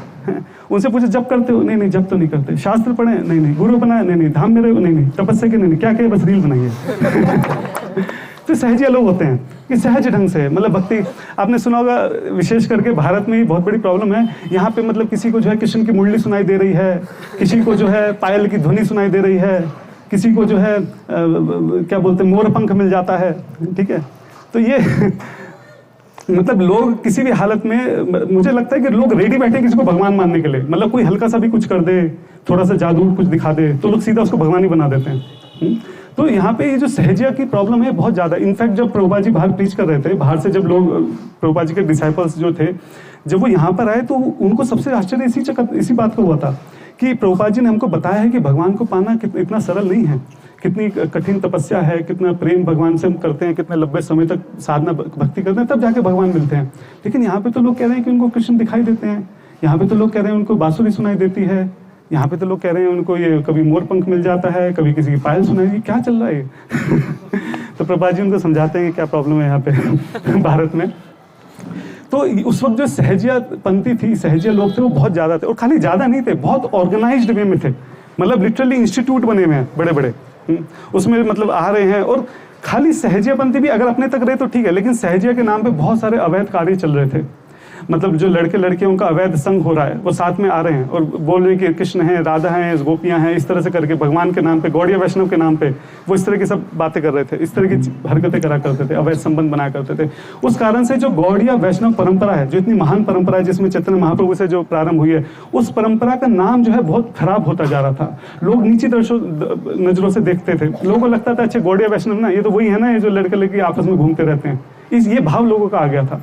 तो इन सब का विरोध करना, इन सबको काटना, इन सबको रोकना जो था बहुत ज्यादा जरूरी था। अगर इसको नहीं रोका जाता, धीरे धीरे पूरी गौड़िया वैष्णव परंपरा जो महाप्रभु जी से स्टार्ट हुई थी वो खत्म हो जाती, अगर ये लोग ऐसे ही रहते तो। इतनी इनकी वजह से जो इमेज खराब हो गई थी। तो इनके खिलाफ भक्ति सिद्धांत सरस्वती महाराज ने बहुत लड़ाइयाँ लड़ी हैं, इन द सेंस की बहुत इनको पकड़ पकड़ के इनको डिबेट्स में हराया है, इनको रोका है अपनी ताकत से, अपनी शक्ति से, जैसे भी हो सकता था। तो ये एक बहुत बड़ा कंट्रीब्यूशन है भक्ति सिद्धांत महाराज जी का। अच्छा, दूसरा है मायावाद का। अब मायावाद तो बहुत पुरानी समस्या है। हमारे जितने भी गुरुजन रहे हैं, बड़े बड़े आचार्य रहे हैं, रामानुजाचार्य हैं, माधवाचार्य हैं, स्वयं महाप्रभु जी हैं, जीव गोस्वामी हैं, बलदेव विद्याभूषण, जितने भी हमारे बड़े बड़े आचार्य हमारी परंपरा में, जो भी अलग अलग वैष्णव परंपरा में रहे हैं, सभी ने मायावाद का बहुत कठोरता से विरोध किया है। लेकिन ये आज भी चल रही है, उस वक्त अभी भी है, उस वक्त भी मायावाद जो था बहुत अपनी चरम पर था। और जो हमारे भक्ति सिद्धांत सरस्वती प्रभुपाद जी थे, इनकी जीरो टॉलरेंस पॉलिसी थी मायावाद को लेकर। आप समझिए, मायावाद जो सिद्धांत है वो हल्का नहीं है। मैं एक नाम भूल रहा हूँ, जीवा गोस्वामी के एक मित्र थे, ठीक है, वो मायावादियों को हराने के लिए गए थे, खुद ही मायावादी बन गए थे उनका सिद्धांत पढ़ के। कहने का मतलब कि बहुत इन्फ्लुएंशियल है, इसलिए महाप्रभु ने खास इंस्ट्रक्शन दी है कि मायावादी सिद्धांत हम लोगों को नहीं पढ़ना है। तो जो भक्ति सिद्धांत सरस्वती महाराज थे, आप सोचिए कि ये जगन्नाथपुरी में जो शंकराचार्य जी का गढ़ है मायावादियों का, उनके गढ़ में गए, वहां रह के उन्होंने सिद्धांत पढ़ा उनका पूरा, और उसके बाद उसी गढ़ में, उसी आश्रम में जो उनके बड़े बड़े विद्वान पंडित थे, उनको फिर हराना शुरू किया कि क्यों ये सिद्धांत गलत है। अब जस्ट अंदाजा लगे कि क्या तर्क शक्ति होगी, क्या बुद्धि होगी उनकी, मतलब है। और वहां एक के बाद एक उन्होंने हराना शुरू किया, और हराना भी ऐसा शुरू नहीं किया, बुरी हालत कर देते थे। मतलब कहीं कहीं डिबेट में तो ऐसा मेंशन है कि मायावादी आते थे, कुछ जैसे वहां के कोई विद्वान पंडित आए, डिबेट हुई, ऐसे ऐसे तर्क देते थे, ऐसे ऐसे रेफरेंस देते थे, ऐसी ऐसी बातें बोलते थे, ऐसे ऐसे टीका करते थे कि उनकी हालत खराब हो जाती थी। लिटरली कहीं डॉक्यूमेंटेड है, कई बार तो ऐसा होता था कि सामने वाले का लिटरली पेशाब निकल जाता था, दे पास द यूरिन, मतलब घबराहट में कि अब क्योंकि बेइज्जती हो रही है ना, हजारों लोग देख रहे हैं और तुम्हारे एक के बाद एक सामने वाला तुम्हारी धज्जियां उड़ा रहा है, तो तुम कैसे करोगे। तो घबराहट में उनका यूरिन पास हो जाता था, उठ के भाग जाते थे वहां से, ऐसी हालत हो जाती थी। एक बार इनके बहुत बड़े पंडित थे, जब एक के बाद एक, क्योंकि बहुत बड़ी प्रॉब्लम होगी ना, मतलब आप सामने वाले के गढ़ में जाके एक के बाद एक सबको हरा रहे हो, ओपन चैलेंज दे रहे हो, तुम्हारा सबसे बड़ा गढ़ है और तुम उसका जवाब नहीं दे पा रहे हो, ये बहुत बड़ी प्रॉब्लम है ये, मतलब। तो वहाँ के बहुत बड़े विद्वान पंडित थे, तो उन्होंने बोला कि यार ये तो रोकना पड़ेगा इनको किसी तरीके से। तो उन्होंने बोला कि ठीक है, इनको डिबेट के लिए बुलाओ, ठीक है। तो डिबेट फाइनल करा, लेकिन एक शर्त है। उन्होंने बोला कि तुम श्रीमद् भागवतम को कोट नहीं करोगे, कि भागवतम में फिर क्या बचा, वो तो पहला वर्ष ही बोल देंगे तो कुछ उसका तोड़ ही नहीं है। बोला नहीं, भागवतम को कोट, बिना भागवतम के अगर डिबेट करनी है तो बताओ। तो भक्ति सिद्धांत महाराज जी बोलते हैं हाँ ठीक है, बिना भागवतम के कोट डिबेट करेंगे। तो उसको लगा था कि उनको लगा शायद मना कर देंगे, क्योंकि भागवतम को कोट नहीं करना मुश्किल हो जाएगा ना। बोला नहीं नहीं, देखो ऐसा है, कोई भी पुराण, रामायण, महाभारत ये सब भी कोट नहीं करोगे आप, बिना इन सबके डिबेट करनी है तो बताओ। तो महाराज जी ने बोला ठीक है चलो, बिना इन सबके डिबेट करेंगे हम। तो अब क्या करेंगे, तो हाँ बोल दी। हमें लगा तो मना कर देंगे। नहीं देखो ऐसा है कि वेद पुराण, ये वेद उपनिषद वगैरह भी कोट नहीं करोगे, तो क्या कोट करेंगे, केवल वेदांत सूत्र। चलो ठीक है, केवल वेदांत सूत्र पे डिबेट करते हैं। अरे ये क्या हुआ। और बेचारे उम्मीद लगा के बैठे थे कि सब कुछ तो हटा दिया, तो अब तो मना करेंगे, मना ही नहीं कर रहे डिबेट करना, ठीक है कर लो। तो बोले नहीं ठीक है, हमें नहीं करनी डिबेट। सोचिए ऐसी हालत थी, मतलब कोई सामने टिक नहीं पाता था। वो जहां जाते थे ऐसा बताते कि लोग अपने रास्ते बदल लेते थे मायावादी, अगर वो सामने से आ रहे हैं तो पलट के अपने इधर उधर मुड़ जाते थे, अपने घर के दरवाजे बंद कर लेते थे कि इनसे टकराना ना पड़ जाए। ऐसी तर्क शक्ति थी, ऐसी बुद्धि थी। तभी इनको जो लायन गुरु बोलते थे, सिंह गुरु बोलते थे, कि शेर की तरह धाड़ते थे, जीरो टॉलरेंस था, सहन नहीं कर सकते थे कोई भी सिद्धांत को, और कर रहा तुम मुझसे आगे बात करो, तो बात कोई कर नहीं पाता था। तो ऐसा इनका उस वक्त जो था। तो तीसरा मैंने बताया, पहला था सहजिया का, दूसरा था मायावादी का, तीसरा था काष्ठ ब्राह्मण का। काष्ठ ब्राह्मण की अभी बहुत कम है, लेकिन उस वक्त बहुत ज्यादा प्रॉब्लम थी, बहुत बड़ी प्रॉब्लम थी। काष्ठ ब्राह्मण वो होते हैं जो जन्म से अपने आप को ब्राह्मण समझते हैं, मतलब जिनका मानना है कि ब्राह्मण जो है वो जन्म से ही होता है केवल। तो हमारे तो महाप्रभु जी ने एकदम साफ बोला है कीबा विप्रा कीबा न्यासी शूद्र के न आया, यही कृष्ण तत्ववेता सही गुरु हया। अरे कौन है ब्राह्मण है, कौन है सन्यासी, कोई फर्क नहीं पड़ता है। जो कृष्ण के बारे में जानता है, जो कृष्ण के बारे में बोलता है, केवल वही ब्राह्मण है। तो महाप्रभु जी ने बोला है, भगवत गीता का हम लोग बहुत फेमस वर्ता है, चतुर्विद्या, ठीक है, चतुर्वर्ण्य में शिष्टा गुना कर्म विभागशः। गुण और कर्म के आधार पर इनका विभाजन किया गया है। खैर जो भी है, उनके अपने वर्सेस जो वो कोट करते हैं, तो कुल मिला के है कि उनका ये मानना है कि जो ब्राह्मण है वो जन्म से होता है, और हमारा मानना है कि जो ब्राह्मण है वो अपने कर्मों से होता है। हम महाप्रभु के फॉलोअर हैं, तो हमारी मानना है। तो अभी क्या है कि ये हमेशा ना एक डिबेट का मुद्दा रहा है, हमेशा से, शुरू से। तो इसके खिलाफ जो है भक्ति सिद्धांत सरस्वती, जो हमारे भक्ति विनोद ठाकुर महाराज जी थे, वो भी और ये भी, दोनों ने बहुत कठोरता से इसके खिलाफ जो है लड़ाई लड़ी है। क्योंकि जब तक ये चीज खत्म नहीं होगी ना, तब तक प्रचार नहीं हो सकता है। क्योंकि जब तक आप ब्राह्मणों के चक्कर में अटके रहेंगे कि ब्राह्मण जन्म से ब्राह्मण होगा, अब जन्म से ब्राह्मणों के आज हम देखते हैं समाज में क्या हालत है, आप कैसे प्रचार करोगे? एक इतनी बड़ी रिस्ट्रिक्शन आपने लगा दी है, मतलब जो प्रचार कर सकता है, जो योग्य है, जो वैष्णव है, उसको आप करने नहीं दे रहे, और जिसको आप बता रहे हो वो कर नहीं पा रहा है, तो ऐसे तो प्रचार बढ़ ही नहीं पाएगा। तो वो इस बात को समझ गए थे, जब तक इसका खंडन नहीं होगा पूरी ताकत से, ये जो कास्ट ब्राह्मण ने जो यहाँ पे मचा रखा है, जब तक इसको बंद नहीं किया जाएगा, तब तक प्रचार आगे नहीं बढ़ सकता। तो इसलिए जो भक्ति सिद्धांत महाराज थे, उन्होंने बहुत ताकत से कास्ट ब्राह्मणों के खिलाफ जो है लड़ाई लड़ी थी। तो एक डिबेट हुई थी 1900 कब हुई थी, डिबेट थी, बहुत फेमस डिबेट है, 1911 में हुई थी। और ये डिबेट जो है डॉक्यूमेंटेड है, मतलब आज भी बुक रिलीज होती है भक्ति सिद्धांत महाराज की, जिसमें डिबेट, तो इस डिबेट में जो कास्ट ब्राह्मण के बड़े बड़े विद्वान पंडित थे पूरे भारत से, वो आए थे। और यहाँ पे भक्ति विनोद ठाकुर महाराज जी को बुलाया था, उनकी थोड़ी तबियत खराब थी, तो उन्होंने भक्ति सिद्धांत महाराज जी को बोला था डिबेट करने के लिए, उनके बिहाफ पे जाने के लिए। तो भक्ति सिद्धांत, अब आप सोचिए, यहाँ पे एक तरफ है भक्ति सिद्धांत महाराज और एक तरफ है पूरे भारत के विद्वान पंडित, जो इस बात को रखने के लिए आए हैं कि ब्राह्मण जो जन्म से होता है। तो यहाँ पे इनकी स्पीच थी भक्ति सिद्धांत महाराज की। इन्होंने पहले दिन स्पीच दी कि खूब ग्लोरीफाई किया ब्राह्मणों को, कि ब्राह्मण ऐसे हैं, ब्राह्मण जहाँ चलते हैं चारों दिशाएं जो हैं उनको प्रणाम करती हैं, ब्राह्मण के जहाँ कदम पड़ते हैं वहाँ धाम है, ये वो, खूब पहले दिन उन्होंने खूब ब्राह्मणों का गुणगान किया। तो सारे लोग एकदम हैरान कि ये हमारी तरफ है कि उनकी तरफ है ये किसकी तरफ है तो पहले दिन ब्राह्मणों का खूब गुणगान किया। दूसरे दिन उन्होंने बताया कि आज के समाज में जो ब्राह्मण है उनकी क्या स्थिति है, लोग मदिरा पान कर रहे हैं, क्या क्या नहीं खाते हैं, क्या क्या हरकतें नहीं करते हैं, और अपने आप को ब्राह्मण बने फिरते हैं। तो दूसरे दिन उन्होंने बोला। तीसरे दिन फिर उन्होंने बताया कि जो वैष्णव होते हैं, जो भगवान विष्णु के, जो भगवान कृष्ण के भक्त होते हैं, उनकी जो स्थिति है ब्राह्मण से भी कहीं ऊंची होती है।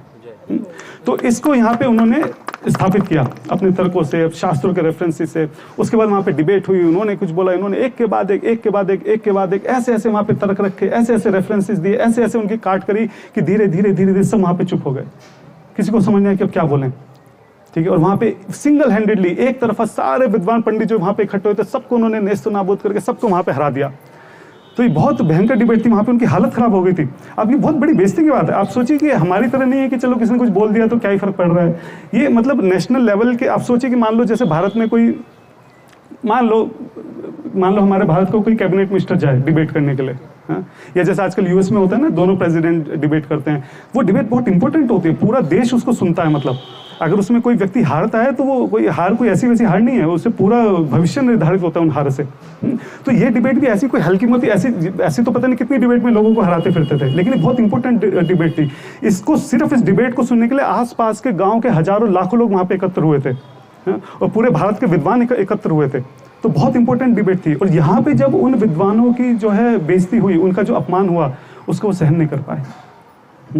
तो अभी तो फिलहाल डिबेट के बाद क्या हुआ, जब ये डिबेट जीते, सब लोग चुप हो गए, तो वहाँ पे जो लाखों की भीड़ थी, जिनका इतने समय से शोषण होता आया था ब्राह्मणों के द्वारा, वो बिल्कुल एकदम टूट पड़े स्टेज के। महाराज के पाँव छूने, किसी तरह से एक बार उनके चरण छू लें, तो सोचे हजारों की भीड़ स्टेज की तरफ बढ़ रही है। तो वहाँ पे जो पुलिस व्यवस्था थी, जो महाराज के डिसाइपल थे, किसी तरह से उन लोगों को वहाँ पे रोका, महाराज को पीछे से निकाला, लेकिन भीड़ रुकने का नाम नहीं ले रही थी कि हमें महाराज के जो दर्शन करने, हमें महाराज की चरण चाहिए, हमें उनका आशीर्वाद चाहिए। तो उन्होंने क्या किया कि भक्ति सिद्धांत सरस्वती महाराज जी के जूतों में पानी भरकर, उस जूतों से पानी से सबके ऊपर छिड़काव किया था, और वहाँ पे लोग छिड़काव करके नाचने लगे कि ऐसे संत महात्मा की जय हो। जो हजारों लाखों सालों से हमारे ऊपर, हजारों सालों से जो शोषण हो रहा है इन जात गोस्वामी के द्वारा, इन पंडितों के द्वारा, ब्राह्मणों के द्वारा, तो उसको वहाँ पे उन्होंने रोका था। अच्छा, जब इनका इतना बड़ा अपमान हुआ तो ये लोग सहन नहीं कर पाए, जो कास्ट गोस्वामी थे। मतलब एकदम होता ना, क्रोध की अग्नि में, बदले की अग्नि में जल रहे थे, मतलब किसी भी तरह से इसका बदला लेना है। तो उन्होंने क्या करा कि वहाँ पे जो पुलिस प्रबंधक थे, उनको उस वक्त 25,000 रुपये दिए। 125 साल पुरानी बात कर रहा हूँ मैं, 1911 की। 25,000 रुपये मतलब आज पता नहीं कितने लाखों करोड़ों रुपये कितने हो सकते हैं, बहुत बड़ी बात है, 125 साल पहले। तो उन्होंने बोला कि हम इनको जिंदा नहीं छोड़ सकते, अब इनको मरना होगा, ठीक है, और आप हमारी सहायता करें और कम से कम हमें जो कर रहे हैं आप हमें रोकें मत, मतलब अब हमें करने दें। तो बड़े बड़े अधिकारी उसमें शामिल थे, क्योंकि भक्ति सिद्धांत महाराज का भी बहुत बड़ा ओहदा था। वो ऐसे छोटी मोटी पर्सनैलिटी नहीं है कि कोई भी आके कुछ भी कर जाएगा और पता नहीं लगेगा, है ना। वो बहुत बड़ी पर्सनैलिटी थी, इतने मठ खुल चुके थे भारत में, सब लोग उनको जानते थे। तो ऐसे नहीं कि कोई भी ऐसे ही मार के चला जाएगा, इतना आसान नहीं है। तो पुलिस प्रबंधक को उन्होंने अपने साथ दिया। तो उसमें एक पुलिस अधिकारी था, जब उन्होंने महाराज जी के दर्शन किए तो उसको लगा इतना साधु व्यक्ति जो है, मैं कैसे ऐसे काम में कर सकता हूँ कि जैसे इनको मारने की जो साजिश रची जा रही है, मैं कैसे उसमें सम्मिलित हो सकता हूँ। तो उसने पीछे से चुपके से जाकर इनको बता दिया कि आप ये जो प्रचार कार्य के लिए जा रहे हैं ना, इनमें से ही कभी आपके ऊपर हमला करेंगे और आपको मारने की पूरी साजिश कर रही है। तो मेरा आपसे अनुरोध है कि आप ये प्रचार कार्य थोड़े समय के लिए रोक दीजिए। तो भक्ति सिद्धांत महाराज बोले कि तुम ये सोच भी कैसे सकते हो कि मैं अपनी मृत्यु के डर से भगवान का प्रचार कार्य रोक दूंगा। हाँ, भगवान ही मारने वाले हैं, भगवान ही बचाने वाले हैं। हाँ? तो प्रचार कार्य तो किसी हालत में नहीं रोक सकता है। तो इसी तरह एक बार वो उनका कथा चल रही थी, और कथा के बाहर जो है वहाँ पे सब लोग जो कास्ट गोस्वामीज वाले थे, ये पूरा प्लान बनाते हैं कि कैसे कैसे यहाँ से बाहर निकलेंगे, कैसे इनके ऊपर हमला करेंगे, ठीक है, कैसे हम बच के निकलेंगे, पूरा हमला। तो जो पुलिस वाला था ये आके चुपके से इनको बता रहा था कि बाहर ऐसे ऐसे है और आपको मारने का प्रयास है। कथा चल रही थी अंदर। तब सारे शिष्य जो है बहुत घबरा जाते हैं कि अब क्या करना है, कैसे करना है, महाराज जी को कैसे बचाना है। यहाँ पे तो इतने हजारों लोग इकट्ठे हैं जो उनको मारने के लिए तैयार खड़े हुए हैं। तो उनका एक शिष्य था महाराज जी का, विपिन बिहारी ब्रह्मचारी। तो वो महाराज जी को बोलता है, महाराज जी आप अपने कपड़े मुझे दे दीजिए, मैं आपके कपड़े पहन के बाहर जाऊंगा, ताकि वो मुझे भक्ति सिद्धांत सरस्वती समझे, और आप पीछे के रास्ते से निकल जाइए। तो सभी शिष्य बोलते हैं हाँ। तो महाराज जी बोलते ये कैसे संभव है, मतलब मैं अपनी जान बचाने के लिए तुम्हारी जान कैसे दांव पे लगा सकता हूँ। तो कहता नहीं महाराज जी, आपका जीवन बहुत मूल्य है, आप रहेंगे तभी मायावादियों से लड़ सकते हैं, आप रहेंगे तभी कास्ट गोस्वामी से लड़ाई हो सकती है। आपका जीवन जो है हजारों लाखों जीवात्माओं के लिए जरूरी है। मेरा क्या है, मैं रहूँ ना रहूँ कोई बात नहीं, लेकिन आपकी जान बहुत मूल्यवान है, उसको नहीं ऐसे हम खतरे में डाल सकते। तो आप कृपा करके अपने कपड़े मुझे दे दीजिए। तो महाराज जी मानते नहीं है, लेकिन जैसे तैसे उनके डिसाइपल्स उनको समझा बुझा के जबरदस्ती करके, क्योंकि समय भी बहुत कम था, उनके जबरदस्ती कपड़े इनको दे देते हैं और भक्ति सिद्धांत महाराज को पीछे से ले जाते हैं। और सोचिए अपने गुरु के लिए, पता है उनको कि वो बाहर जाके मरने वाले हैं, अपने गुरु के लिए उस मौत की कुएं में सोचो अकेले कूद जाते हैं। विनोद बिहारी ब्रह्मचारी। और ये जो विनोद बिहारी ब्रह्मचारी थे, यही आगे जाके भक्ति विज्ञान केशव, भक्ति प्रज्ञा केशव महाराज बनते हैं, सॉरी, जिनसे प्रभुपाद जी ने संन्यास लिया था। यही वो थे ब्रह्मचारी। खैर उस वक्त भगवान की एक मिस्टीरियस तरीके से, इस तरह से डिटेल में नहीं जाएंगे, भगवान जो है उनको, जो विनोद बिहारी ब्रह्मचारी थे उनको भी बचा लेते हैं और भक्ति सिद्धांत महाराज तो पीछे से निकल ही जाते हैं। तो दोनों का जीवन वहाँ पे बच जाता है। लेकिन जो हमारे भक्ति सिद्धांत महाराज थे वो बहुत ताकतवर थे। तो वो एक्चुअली में उस वक्त न्यूज़ में इधर उधर पत्र में, न्यूज़पेपर में निकलवाते हैं कि किस तरह से हमको रोका जा रहा है, किस तरीके से हमको मारने का बार बार प्रयास किया जा रहा है। तो फिर पुलिस प्रबंधक उनको सिक्योरिटी देता है और एक बॉडीगार्ड भी देता है। मोचा सिंह नाम था शायद उसका, मोचा सिंह। बहुत लंबा चौड़ा था, 7-7.5 फुट लंबा चौड़ा, बिल्कुल 200 रोटी डेली खाता था। तो वो हमेशा महाराज जी के साथ रहा करता था उनकी सुरक्षा के लिए। तो इस तरीके से सोचो कि कितना अपनी जान को जोखिम में डालकर, क्या क्या कर कर, किस किस तरीके से प्रचार करा, किस तरीके से इस बात की स्थापना करी कि जो वैष्णव हैं उनका स्तर जो है वो ब्राह्मणों से भी ऊंचा होता है।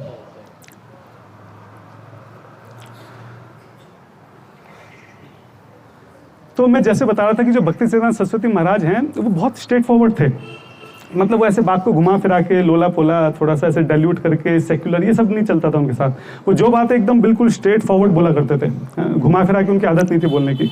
तो इस चक्कर में क्या है कि लोग उनसे घबराया करते थे, लोग डाइजेस्ट। अब जैसे आज के टाइम में क्या है कि हम देखते हैं कई बार साधु संत जो टीवी में भी आते हैं ना, बहुत अच्छी अच्छी बातें करते हैं ताकि लोगों को बुरा न लगे, सब लोग मिले रहें, इस तरह की बातें। तो ये ऐसे नहीं चलता था उनका। इसलिए उनको बोलते थे उनकी चोपिंग टेक्निक है, cut cut cut cut cut cut. तो उनको सहन करना ही बहुत मुश्किल हो जाता था लोगों के लिए। एक बार की बात है, भक्ति विनोद ठाकुर महाराज जी को एक कथा के लिए बुलाया गया था, तो वो नहीं जा पा रहे थे। तो उन्होंने भक्ति सिद्धांत महाराज को बोला कि आप मेरे बिहाफ पे जाओ और वहाँ पे कथा करो, ठीक है। तो वहाँ जाके कथा करते हैं, तो वापस आते हैं। तो भक्ति विनोद नाथ पूछे कि कितने लोग आए थे। उन्होंने बोला आए तो लगभग 1,000 थे। कह रहे आए तो 1,000 थे, फिर कह रहे लास्ट में 2-3 ही बचे। तो कहने का अर्थ ये है कि कई बार जो साधु संत हैं वो भी इस तरह की लोगों के सामने बात करते हैं कि इस दुनिया में कैसे अच्छे से रहा जा सकता है। उनको आशीर्वाद देंगे कि तुम्हारे अच्छी से नौकरी लग जाए, अच्छे से बीवी बच्चे हों, स्वास्थ्य अच्छा हो, ये हो वो हो। लेकिन जो हमारे भक्ति सिद्धांत महाराज थे वो इस तरह की कोई कथा नहीं करते थे। एक बार शिला प्रभुपाद जी ट्रेन में जा रहे थे, तो 2-3 बिजनेसमैन, बड़े बड़े बिजनेसमैन वहाँ पे आ जाते हैं, तो उनके डिसाइपल्स उनको मिलवाते हैं कि ये ऐसे बड़े बड़े उद्योगपति आपसे मिलना चाहते हैं। तो वो कहते हैं कि महाराज जी आप हमें आशीर्वाद दीजिए। शिला प्रभुपाद जी से बोलते हैं, शिला प्रभुपाद जी बोलते हैं तुम मेरा आशीर्वाद सहन नहीं कर पाओगे इसलिए रहने दो। वो कहते हैं नहीं महाराज जी दीजिए, काफ़ी इंसिस्ट करते हैं। तो प्रभुपाद जी कहते हैं मेरा आशीर्वाद है कि तुम्हारा बिजनेस जो है सब चौपट हो जाए, सब खत्म हो जाए, सब बर्बाद हो जाए, ताकि तुम पूरा ध्यान से जो है कृष्ण भक्ति में लग सको। तो कहते ठीक है महाराज जी वहाँ से निकल जाते हैं। तो जो साधु संत हैं उनकी हमेशा ये कोशिश रहती है, हमेशा वो इस तरह पे विचार करते हैं कि इसका भला कैसे हो सके। ठीक है, बिजनेस करना गलत नहीं है, बात वो नहीं है कि किसी का बिजनेस चौपट हो जाए, बात यह है कि इन चीज़ों में हम उलझे हुए हैं। बात यह है कि अनंत जन्मों से यही तो करते आ रहे हैं। तो बिजनेस करना गलत नहीं है, लेकिन खाली बिजनेस करना गलत है, पैसा कमाना गलत नहीं है, सिर्फ पैसा ही कमाते रह जाना गलत है। एनीवे, तो मैं पॉइंट ये बोलना चाह रहा था कि जो भक्ति सिद्धांत सरस्वती महाराज हैं वो बहुत स्ट्रेट फॉरवर्ड थे, एकदम टू द पॉइंट, स्ट्रेट बात को बोला करते थे। तो कई बार लोग उनसे डरा भी करते थे, और उनका थोड़ी इमेज भी ऐसी थी कि हमेशा एकदम सीरियस थे और एकदम डिबेट में एक के बाद एक हरा रहे हैं, बहुत विद्वान हैं, तो उस टाइप की उनकी इमेज बनी हुई थी। लेकिन उनके जीवन का एक दूसरा पहलू भी है।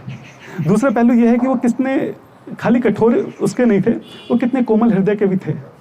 वो कठोर उनके लिए थे जो झूठ है, जो पाखंड है, जो धोखा है, जो दिखावा है, जो इस तरह के लोग हैं, उनके लिए वो कठोर थे, उनके लिए वो टू द पॉइंट मुंह पे बोलते थे, करते थे। लेकिन अगर कोई भक्त जो है सिंसियरली भक्ति में आगे बढ़ने की कोशिश कर रहा है, तो उनके लिए उनके हृदय में बहुत प्रेम था, बहुत कोमल थे, बहुत प्यार से जो है लोगों के साथ बैठते थे, बात करते थे, समझाते थे। एक बार की बात है, एक वो मंदिर के इनॉग्रेशन के लिए गए, तो वहाँ नया मंदिर खुला था, उसका इनॉग्रेशन हो रहा था। तो वहाँ जाके पूछते हैं कि यहाँ पे वो एक ब्रह्मचारी हुआ करता था, वो नहीं दिखाई दे रहा मेरे को। तो वहाँ मैनेजमेंट के लोगों ने बताया कि उसको तुमने निकाल दिया। निकाल दिया? क्यों निकाल दिया? अरे वो उसका आचरण ऐसा था, वो ऐसा ऐसा करता था, उसमें ये प्रॉब्लम थी, तो हमने जो है उसको निकाल दिया। तो भक्ति सिद्धांत महाराज कहते देखो ऐसा है, जब तक वो ब्रह्मचारी वापस नहीं आएगा ये मंदिर का इनॉग्रेशन नहीं होगा, ध्यान रखो इस बात को। तो सब घबराए थे कि ये क्या बोल रहे हैं महाराज जी। बोलते हैं एक एक जने को भक्त बनाने के लिए मैंने गैलन्स ऑफ खून बहाया है, तुम ऐसे कैसे किसी को ब्रह्मचारी को निकाल सकते हो? उसको वापस लेके आओ, उसके बाद ये इनॉग्रेशन होगा। अब आप जस्ट इमेजिन कीजिए कि कार्ड बढ़ चुके हैं, डेकोरेशन हो चुकी है, महाराज जी आए हैं फाइनल, और महाराज बोले इनॉग्रेशन नहीं होगा। सोचिए क्या हालत। ओ भाई साहब, मंदिर के सारे भक्त चारों दिशाओं में, कहाँ ढूंढे भाई, महीनों पहले निकाल दिया तो उसको कहाँ ढूंढ के लाए उसको। चारों इधर उधर घूमते हैं, इधर उधर बात करते हैं, कहाँ से ढूंढे, बड़ी मुश्किल से वो कहीं दूर किसी दुकान पर बैठा हुआ मिलता है। उसको जाके पूरी बात बताते हैं कि ऐसे ऐसे भक्ति सिद्धांत महाराज आए हैं और मंदिर को इनॉग्रेशन रोक दिया। वो कह रहे हैं कि तुम नहीं आओगे तो इनॉग्रेशन नहीं होगा। वो कहते हैं मैं नहीं होगा तो इनॉग्रेशन नहीं होगा। वो कहता है मैं इतना तुच्छ सा एक इनसिग्निफिकेंट भक्त हूँ, वो उन्होंने मुझे याद रखा, यही मेरे लिए बहुत बड़ी बात है कि उनको मैं याद हूँ कि मैं भी यहाँ पे था, और वो ऐसा सोच रहे हैं कि मैं नहीं आऊँगा तो इनॉग्रेशन नहीं होगा। इतनी इंपॉर्टेंस दी उन्होंने मुझे, इतना प्रेम करते हैं मेरे से। वहाँ पे रोने लगा और भागता गया वहाँ पे मंदिर में, जाके महाराज जी के पैरों में गिरा। महाराज जी ने उठाया, उसको गले लगाया।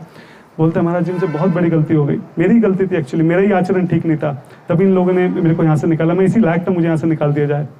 लेकिन आप मेरे से इतना प्रेम करते हैं, मेरे जैसे एक छोटे से भक्त के लिए आपने मुझे याद रखा, आपने मुझे बुलाया, मुझे यकीन नहीं हो रहा है महाराज जी। तो वो उनके गले लगता है, उनको बोलता है मुझे एक बार क्षमा कर दीजिए, आज के बाद मैं कभी ऐसा नहीं करूँगा, अब मैं अपना आचरण सही रखूँगा और यहीं पर रह के भक्तों की अच्छे से सेवा करूँगा। तो ऐसे थे हमारे भक्ति सिद्धांत सरस्वती महाराज जी। एक और बड़ी अच्छी स्टोरी आती है। नवदीप में एक गंधर्व गिरिधारी हमारा मठ है, गौड़िया मठ है, गंधर्व गिरिधारी जी के वहाँ पे डिटीज हैं। तो उसके आंगन में एक जैकफ्रूट का हिंदी में कटल बोलते हैं ना, कटल का एक पेड़ था। तो एक बार क्या होता है कि वहाँ बहुत बड़ा सा कटहल लगता है। तो वहाँ पे जो ब्रह्मचारी होते हैं वो सोचते हैं कि बड़ा बढ़िया कटहल लगा है, इसको बढ़िया से सब्जी बना के भगवान को भोग लगाएंगे, आनंद आएगा। ठीक है, तो अगले दिन देखते कटहल गायब हो गया। अरे कटहल कहाँ चला गया? तो समझ आते हैं कि किसी चोर ने रात को चुरा लिया है। चलो कोई बात नहीं। फिर से थोड़े दिन बाद वहाँ कटहल लगता है, फिर से बड़े खुश होते हैं, अरे इतना बढ़िया कटहल लगा, इतना फूला, एकदम बढ़िया सा भोग लगाएंगे भगवान को, गंधर्व गिरिधारी को। फिर से कटहल चोरी हो गया। फिर से कटहल लगता है, अब की बार चोरी नहीं होने देंगे। तो अब की बार वो पूरा भक्तों की वहाँ पे ड्यूटी लगाते हैं 24 घंटा, 8-8 घंटे की नजर रखनी है कटहल के ऊपर, कटहल कहीं जाने ना पाए। तो रात को जब जिसकी रात को सेवा होती है, कटहल के ऊपर नजर रखी हुई है कि कटहल कहीं जाने ना पाए, भगवान को भोग लगाना है इसका, तो फिर से वो चोर आता है जो बार-बार कटहल चुराया करता था। और जैसे ही वो कटहल चुरा रहा था, पीछे आके दबोच लेता है उसको, चोर को। वो खूब तेज आवाज लगाता है, सारे भक्त आ जाते हैं, सारे भक्त उसको चोर को पकड़ लेते हैं। अब चोर बेचारा बहुत घबरा जाता है कि भैया अब तो भयंकर पिटाई होगी। और ये लोग मुझे पुलिस में दे देंगे। तो उसके एकदम हाथ पैर बिल्कुल काँप रहे होते हैं, आंखों से बिल्कुल आंसू बह रहे होते हैं कि अब क्या होगा मेरा, कितना मारेंगे मुझे, ये वो। कहते ले चलो उसको महाराज के पास, अब बताते हैं इसको। तो उसको महाराज जी के पास लेके जाते हैं। तो महाराज जी उसको देखते हैं, बताते हैं उनको ऐसे ऐसे कटहल चुराता है। महाराज जी 2 बार चुरा चुका है, तीसरी बार चुराता है, हमने रंगे हाथों पकड़ा इसको। तो महाराज जी कहते हैं आ जाओ बैठो। उसको बिठाते हैं, पूछते हैं क्या नाम है, कहाँ से आए हो, कौन से गाँव से हो, घर में कौन कौन है। अच्छा अच्छा, तो ये तुम कटहल क्यों चुराते हो? कह रहे महाराज जी मेरे पास कोई नौकरी नहीं है, कुछ खाने के लिए नहीं है, तो कटहल चुराता हूँ, तो घर वालों को कुछ खाने के लिए मिल जाता है। अच्छा अच्छा, तो अपने शिष्य बोलते हैं जरा एक अच्छी सी प्लेट बना के तो लाओ। तो वो चोर देख रहा होता है ये क्या हो रहा है। अब वो बेचारा सोच रहा था मैं जाऊंगा, मेरी वहाँ पे भयंकर पिटाई होगी, क्या क्या होगा, पुलिस वाले वो कह रहे हैं कि प्लेट बना के लाओ। अंदर से भक्त लोग जो बढ़िया सी बिल्कुल दाल चावल सब्जी रोटी अचार पापड़ एक बढ़िया सी प्लेट बना के लेके आते हैं उसके लिए, और महाराज जी अपने पास बैठते हैं खाओ। सर वो देखते देखते महाराज को खाता है क्योंकि समझ नहीं आता चल क्या रहा है ये। तो आराम से उसको पेट भर के उसको वहाँ पे प्रसाद पवाते हैं। फिर तुम्हारे घर में कौन कौन है? कहते हैं महाराज जी मेरे माता पिता हैं, ये हैं। अच्छा, तो वो कैसे खातेंगे, अब तुम्हारा कटहल तो रह गया तो वो कैसे खाएंगे? कह रहे हाँ महाराज जी, तो कह रहे तुम कटहल ले जाते हो तो कितने दिन खाते हो? कह रहे 1 हफ्ता चल जाता है महाराज। कहते अच्छा अच्छा, तो अपने शिष्य से बोलते हैं काम करो जरा 1 हफ्ते का राशन पैक करो। पूरा इसका कटहल जाएगा बेचारे का, कटहल ले जाता तो 1 हफ्ते तक घर का काम चलना चाहिए था। तो उनके शिष्य जो पूरा प्रसाद वगैरह दाल चावल जो भी सब पैक वैक करते हैं, 1 हफ्ते का पूरा राशन पैक करते हैं। तो चोर को देख रहा होता है चल क्या रहा है। तो चोर से कहते हैं लेकिन तुम इसको लेके कैसे जाओगे? कह रहे महाराज जी मैं ले जाऊंगा, लेकिन बहुत भारी है, तुम अकेले नहीं ले जा पाओगे। एक काम करते हैं, अपने शिष्य से बोलते हैं जरा छुड़वा के आओ जरा। अब इमेजिन कीजिए कि आगे आगे चोर चल रहा है और पीछे पीछे उनके शिष्य जो राशन लेके कंधे में चल रहे हैं। चोर के साथ उसके घर जाते हैं, वहाँ पे राशन रख के आते हैं। अब चोर घर जाके पूरी बात बताता है अपने घर वालों को कि ऐसे ऐसे हुआ। तो घर वाले एकदम आश्चर्यचकित कि ऐसा कौन कर सकता है, इतना दयालु इतना कृपालु कोई कैसे हो सकता है। क्योंकि घर वालों की आंखों में आंसू आ जाते हैं। अगले दिन वो घर वाले सारे भागते भागते आते हैं और भक्ति सिद्धांत सरस्वती महाराज जी के चरणों में गिर जाते हैं, उनसे माफ़ी मांगते हैं और उनसे बोलते हैं कि आप कैसे पिता हैं, ऐसा तो कोई अपना पिता भी नहीं करता इतना प्रेम। आप इतने दयालु हैं, इतने कृपालु हैं, आपने हमारे बारे में इतना सोचा, इतना ध्यान करा। आज की दुनिया में कौन ऐसे किसी के लिए इतना सोचता है? तो उन्होंने बोला आज के बाद हम ये सब चोरी चकारी सब नहीं करेंगे, आप हमें अपने पास रख दीजिए, बस हम आपकी सेवा करेंगे, इसी आश्रम में रहेंगे, यही सेवा करेंगे। तो उसके बाद वहीं रह जाते हैं और वो भक्त बन जाते हैं। और यहाँ से हमको पता लगता है कि महाराज जी का किस तरह का हृदय था। हाँ, इसी तरह एक बार महाराज जी कहीं जा रहे होते हैं गाड़ी में, तो वो देखते हैं कि सामने से उनका कोई शिष्य आ रहा है। तो शिष्य अपने कहीं ऑफिस जा रहा होगा, पूरा कोट पैंट पहन के अच्छे से था। तो शिष्य देख लेता है कि महाराज जी जा रहे हैं, तो एकदम वहीं पे वो दंडवत करता है। और पूरी सड़क पे मतलब कीचड़ था, पानी भरा हुआ था, पूरा दंडवत करता है, पूरे कपड़ों के खराब हो जाते हैं। तो भक्ति सिद्धांत सरस्वती महाराज जी देख लेते हैं, तो एकदम गाड़ी रुकवाते हैं, गाड़ी से बाहर निकलते हैं। तो उस भक्त शिष्य को अपने पास बुलाते हैं, तो बोलते हैं कि तुमने ऐसे प्रणाम क्यों किया? बोले मैं आपका शिष्य हूँ और आपके दर्शन हुए तो मुझे बहुत मेरा सौभाग्य है। तो उन्होंने बोला लेकिन तुम्हें प्रणाम करने की क्या जरूरत थी, तुम्हारे कपड़े खराब हो गए। तो उसने बोला महाराज जी कपड़े तो मैं घर जाकर दोबारा बदल लूंगा, लेकिन ये मौका मुझे कब मिलेगा कि आप मेरे सामने होंगे, आपके दर्शन होंगे, आपको प्रणाम करने का मौका, ये फिर पता नहीं कब मिले। तो भक्ति सिद्धांत महाराज बहुत प्यार से उसकी तरफ देखते हैं, उसके सर पे यूँ हाथ फेरते हैं, फिर उसको यूँ आशीर्वाद देते हैं और फिर गाड़ी में बैठ के जाते हैं। तो इतना प्रेम करते थे वो सभी अपने शिष्यों से, सभी भक्तों से। अच्छा, एक जो हम युक्त वैराग्य के बारे में विषय में हम लोग सुनते हैं, जो रूपा गोस्वामी जी ने हमको दिया है कि हम अपने लिए या अपने स्वार्थ के, अपने कंफर्ट के लिए, अपने एंजॉयमेंट के लिए, अपने भोग के लिए हम जनरली मतलब युक्त वैराग्य कंसेप्ट है, मैं ये नहीं बोला मैं ऐसा करता हूँ कि हम उसमें किसी भी वस्तु को हम यूज़ नहीं करना चाहते, लेकिन कोई भी वस्तु का अगर भगवान की सेवा में इस्तेमाल हो सकता है तो हम बढ़ चढ़ के उसको लेते हैं। तो ये जो कंसेप्ट है ये एक्चुअल में भक्ति सिद्धांत सरस्वती महाराज ने ढंग से उसको इम्प्लीमेंट किया है। क्योंकि इससे पहले जितने भी हमारे आचार्य रहे हैं जनरली वो बहुत विरक्त रहे हैं, उन्होंने तपस्या करी है और एक धाम में रहे हैं और जप किया है और वो सब चीज़ें करी हैं। लेकिन भक्ति सिद्धांत सरस्वती महाराज ने पहली बार ऐसा किया कि सन्यासी के भेष के ऊपर उन्होंने सोचो कोट पैंट पहना, उन्होंने गाड़ी का इस्तेमाल किया, उन्होंने अपने शिष्यों को, सन्यासी शिष्यों को भारत से बाहर भेजा, जबकि सन्यासियों के लिए समुद्र को लांघना वर्जित होता है। ठीक है, तो ये बहुत रिवॉल्यूशनरी चेंजेस थे जो इन्होंने करे थे। बेसिकली इनका पॉइंट था कि प्रचार के लिए जो भी करना पड़े उसको करो। गाड़ी में बैठे सोचो, गाड़ी में इससे पहले कोई बैठता नहीं था, तो गाड़ी का इस्तेमाल कर रहे हैं, बड़े बड़े लोगों से मिल रहे हैं, मिनिस्टर से मिल रहे हैं, उद्योगपतियों से मिल रहे हैं, कोट पैंट पहन रहे हैं। तो जो भी हो सकता था उन्होंने प्रचार के लिए जो भी जरूरत पड़े तो वो करो, ये इस तरह का भाव था। एक्चुअली ना इसमें मैं एक सुन रहा था, हिज ग्रेस चैतन्य चंद प्रभु जी ने बहुत अच्छे से समझाया था। वो कह रहे थे कि ना देखो प्रिंसिपल सेम है। जैसे पहले क्या था चैतन्य महाप्रभु के समय पे, उस समय उद्योगपति से मिलना बुरी बात मानी जाती थी। अगर कोई सन्यासी किसी उद्योगपति से, राजा महाराजाओं से, इनसे मिल रहा है तो वो अच्छा नहीं माना जाता था। तभी हम जानते हैं महाप्रभु ने प्रतापरुद्र से मिलने के लिए मना किया, और वो सब स्टोरी हमको पता है। तो पहले मिलते नहीं थे, पहले अच्छा नहीं माना जाता था कि सन्यासी वैराग्य है, ये राजा महाराजाओं से मिलना अच्छा नहीं है। तो इसलिए उसका उन्होंने पालन करा। पर्पस क्या था? पर्पस था कि प्रचार हो। लोग जब देखते हैं कि हाँ ये देखो किसी बड़े व्यक्ति से नहीं मिलता है, विरक्त है, तो लोग उससे प्रभावित होते हैं, लोग उनको मानते हैं। आज के समय में एक्चुअली बिल्कुल उल्टा हो चुका है। आज के समय में हम देखते हैं कि जो गुरुजन हैं, जो भी बड़े बड़े साधु संत हैं, जब वो बड़े बड़े लोगों से मिलते हैं, मिनिस्टर से मिलते हैं, पॉडकास्ट में आते हैं आजकल सोशल मीडिया पे या इधर उधर, तो लोग उनकी बात ज़्यादा सुनते हैं। तो आज के समय में श्रील प्रभुपाद जी ने भी इस बात को समझा। आप सोचिए, चैतन्य महाप्रभु ने प्रतापरुद्र से किस तरह से, हम जानते हैं कि किस तरह से मिलने के लिए मना किया, कितनी कोशिशों के बावजूद नहीं मिले। और श्रील प्रभुपाद जी जो खुद फ्लाइट पकड़ के इंदिरा गांधी से मिलने आ गए थे। अब देखा जाए तो दोनों 180 डिग्री है, मतलब एकदम उल्टा है आचरण देखा जाए तो। महाप्रभु क्या करें, श्रील प्रभुपाद जी क्या करें, लेकिन पर्पस दोनों का एक ही है, जो एसेंस है वो एक ही है। एसेंस ये है कि प्रचार कैसे हो सकता है। समय के साथ जो है बाहरी रूप से जो व्यवस्थाएं हैं वो बदल जाती हैं, लेकिन जो अंदर का प्रिंसिपल है वो सेम रहता है। समझ रहे? तो हमारे आचार्यों ने अलग अलग समय पे कि किस समय की क्या जरूरत है, लोग सामाजिक जो ढांचा है वो कैसा है, लोग कैसे समझते क्या करते हैं, उसके हिसाब से बाहरी रूप से चीजों को बदला है, लेकिन जो एसेंस है, जो प्रिंसिपल है, वो तब भी वैसे ही है। तो जो भक्ति सिद्धांत सरस्वती महाराज थे, स्पेशली इन्होंने बहुत एकदम रिवोल्यूशनल लेके आए थे। उससे पहले किसी ने देखा नहीं था ऐसे कि कोई सन्यासी कोट पैंट पहन रहा है, कोई सन्यासी गाड़ी में जा रहा है, तो लोग एकदम मतलब हैरान थे कि क्या चल रहा है यहाँ पे, मतलब ठीक है। लेकिन वो समझते थे कि प्रचार के लिए सब चीज़ें जरूरी हैं, किसी तरह से लोगों को बचाना जो है वो ज़्यादा जरूरी है। इसलिए उन्होंने फिर ये यहाँ पे इन सब चीज़ों का करा। क्या टाइम हो गया प्रभु जी? 2:30 ना? ओके, वी हैव 5 मिनट्स ना। तो जब इन्होंने इतना प्रचार कर रहे थे भक्ति सिद्धांत सरस्वती महाराज, जैसे मैंने बोला कि 64 मठों की स्थापना कर दी, कितने छोटे छोटे सेंटर खोल दिए। एक बहुत बड़ा काम यह था कि जो हमारे चैतन्य महाप्रभु आए थे वो साउथ इंडिया की टूर पे गए थे। तो उनके चरण चिन्ह जहां जहां उनके चरण पड़े थे, हाँ पद्म चिन्ह जो उनके वहां पे थे, उनको अंकित करके वहां पे छोटे छोटे से उन्होंने मंदिर बनवाए थे, वरना समय के साथ वो सब खत्म हो जाते। तो ये एक बहुत बड़ा उनका काम था। तो जब इनकी ख्याति पूरे भारत में फैल रही थी, एक बार सुभाष चंद्र बोस जी से मिलने के लिए आए थे। सुभाष चंद्र बोस जी जो थे वो हम जानते हैं कि आज़ादी की लड़ाई लड़ रहे थे, और वो चाहते थे कि ज़्यादा जो यंग लोग हैं वो उनके साथ मिलें, उनके साथ सेना में भर्ती हों भारत की आज़ादी के लिए। तो उनको पता था कि हजारों लोग इनसे कनेक्टेड हैं महाराज जी से, तो वो मिलने के लिए आए। तो वो महाराज जी को कन्विंस कर रहे थे कि आप इतना इन्फ्लुएंस है, किसी तरह से आप इतने यंग लड़के जो हैं आपकी बात को मानते हैं, आप इनको भेजिए ताकि हम देश की आज़ादी में भाग ले सकें। तो वो इनको कन्विंस कर रहे थे, महाराज जी ने उनको कन्विंस करना शुरू किया कि आप देखिए मेरी बात, ये जो देश की परिकल्पना है कि आज ये इसका गुलाम है, कल वो उसका गुलाम है, 2 देश मिलके 1 बन गए, 1 मिलके 2 बन गए, ये सब टेम्परेरी चीजें हैं। ये ऐसी चलती आई थी, ऐसी चलती रहेंगी। देश की आज़ादी जरूरी है, लेकिन उससे भी ज्यादा जरूरी है कि जो जीवात्मा है यहाँ पे अनंत समय से गुलाम बनी हुई है, किसी तरह से माया की गुलाम बनी हुई है, किसी तरह से उसको बचाया जाए।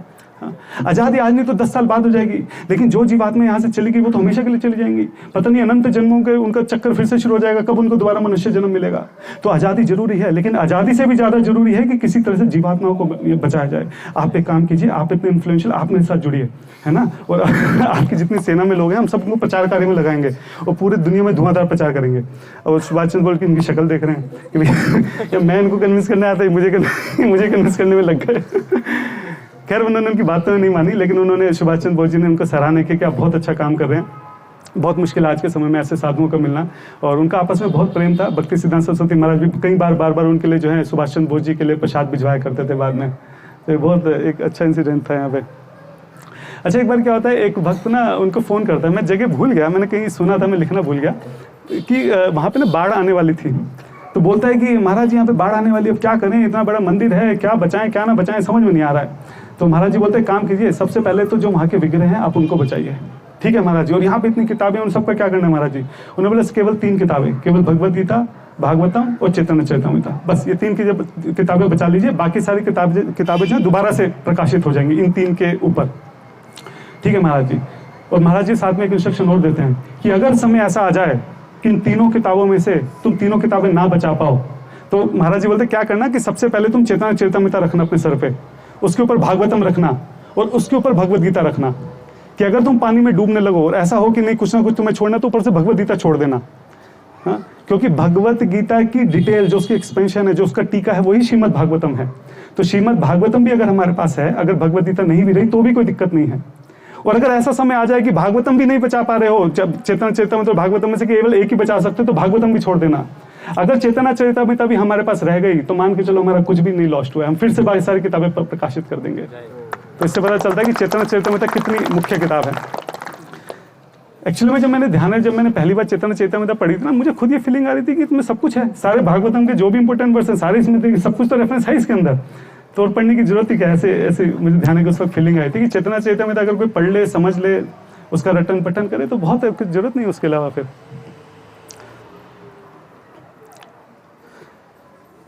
तो एक चीज और है कि जो भक्ति सिद्धांत सरस्वती महाराज थे, जैसे वो खुद बहुत ज्यादा अग्रेसिव प्रीचिंग करते थे, वो मेक श्योर रखते थे कि उनके आश्रम में भी जो ब्रह्मचारी हैं, जो भी भक्त जुड़े हैं, वो भी बहुत अग्रेसिव हमेशा प्रीचिंग करें। ऐसा नहीं कि दोपहर को बैठे हैं, पड़े हैं, लेटे हैं, आराम कर रहे हैं, ये उनसे सहन नहीं होता था बिल्कुल भी। ठीक है, तो वो बहुत सारी अलग अलग चीजें करते हैं। जैसे वो क्या करते थे कि आश्रम के ऊपर ना हमेशा लोन लेके रखते थे, मतलब हमेशा एक टेंशन क्रिएट रहे कि मतलब लोन है, इसकी EMI जानी है तो ताकि ब्रह्मचारी को हाँ भी पैसे कहाँ से आएंगे, जाके बुक डिस्ट्रीब्यूट करनी है, कुछ करना है, फंड इकट्ठा करना है, मतलब हमेशा एक टेंशन क्रिएट रखते थे। ये नहीं कि आराम की जिंदगी चल रही है तो खुद भी भागते थे, सबको भगाए रखते थे। तो इस तरह से करके भक्ति सिद्धांत सरस्वती महाराज ने पूरे भारत में धुआंधार प्रचार किया। अपने कई शिष्यों को विदेश में भी भेजा, वहाँ भी उन्होंने बहुत प्रचार करने का प्रयास किया। और जैसा कि हम सब जानते हैं कि उनके एक बहुत विशेष शिष्य, हमारे सबके दादा गुरु ऐसी भक्ति वेदांत स्वामी महाराज शिल प्रभुपाद जी, उनको उन्होंने बहुत कृपा दी। एक बहुत फेमस इंसिडेंट आता है, जब वो कथा कर रहे थे, शिल प्रभुपाद जी आगे बैठे हुए थे, कथा करते करते बोलते हैं कि एक दिन ऐसा आएगा जब पूरी दुनिया में जो है गौड़ निताई के कीर्तन के ऊपर जो है लोग नाचेंगे, ऐसे मंदिर होंगे, ये होगा वो होगा। और फिर कथा करते करते शिल प्रभुपाद जी की तरफ देखते हैं और देखिए कुछ सेकंड तक उनकी तरफ देखते रहते हैं और फिर बोलते हैं मेरा एक शिष्य ऐसा करेगा तो हम सब जानते हैं कि शिल प्रभुपाद जी ने किस तरीके से पूरे दुनिया में भ्रमण करके किस तरीके से राधा कृष्ण की शुद्ध भक्ति का प्रचार किया, गौड़ीय वैष्णव धर्म का प्रचार किया। आज हम जानते हैं कि किस तरह से 55 करोड़ से ज़्यादा किताबें जो हैं डिस्ट्रीब्यूट हो चुकी हैं। लगभग सभी को कुछ ना कुछ तो किसी न किसी तरीके से, मुझे नहीं लगता कोई भी ऐसा होगा भारत में जिसके पास किसी न किसी तरीके से एस्कॉन का कोई भक्त किसी न किसी रूप में ना गया हो या उसने ना सुना हो। इतने लार्ज स्केल पर शिल प्रभुपाद जी ने प्रचार किया है। तो जो हमारे भक्ति सिद्धांत सरस्वती प्रभुपाद जी हैं, उन्होंने जो प्रचार कार्य आरंभ किया था वही हमारे शिल प्रभुपाद जी, उनके बाद उनके शिष्य उसको आगे लेकर जा रहे हैं और पूरी दुनिया में उसका प्रचार कर रहे हैं। तो प्रचार करते करते 1937 में 1 जनवरी का दिन था, सुबह के 5:30 बज रहे थे।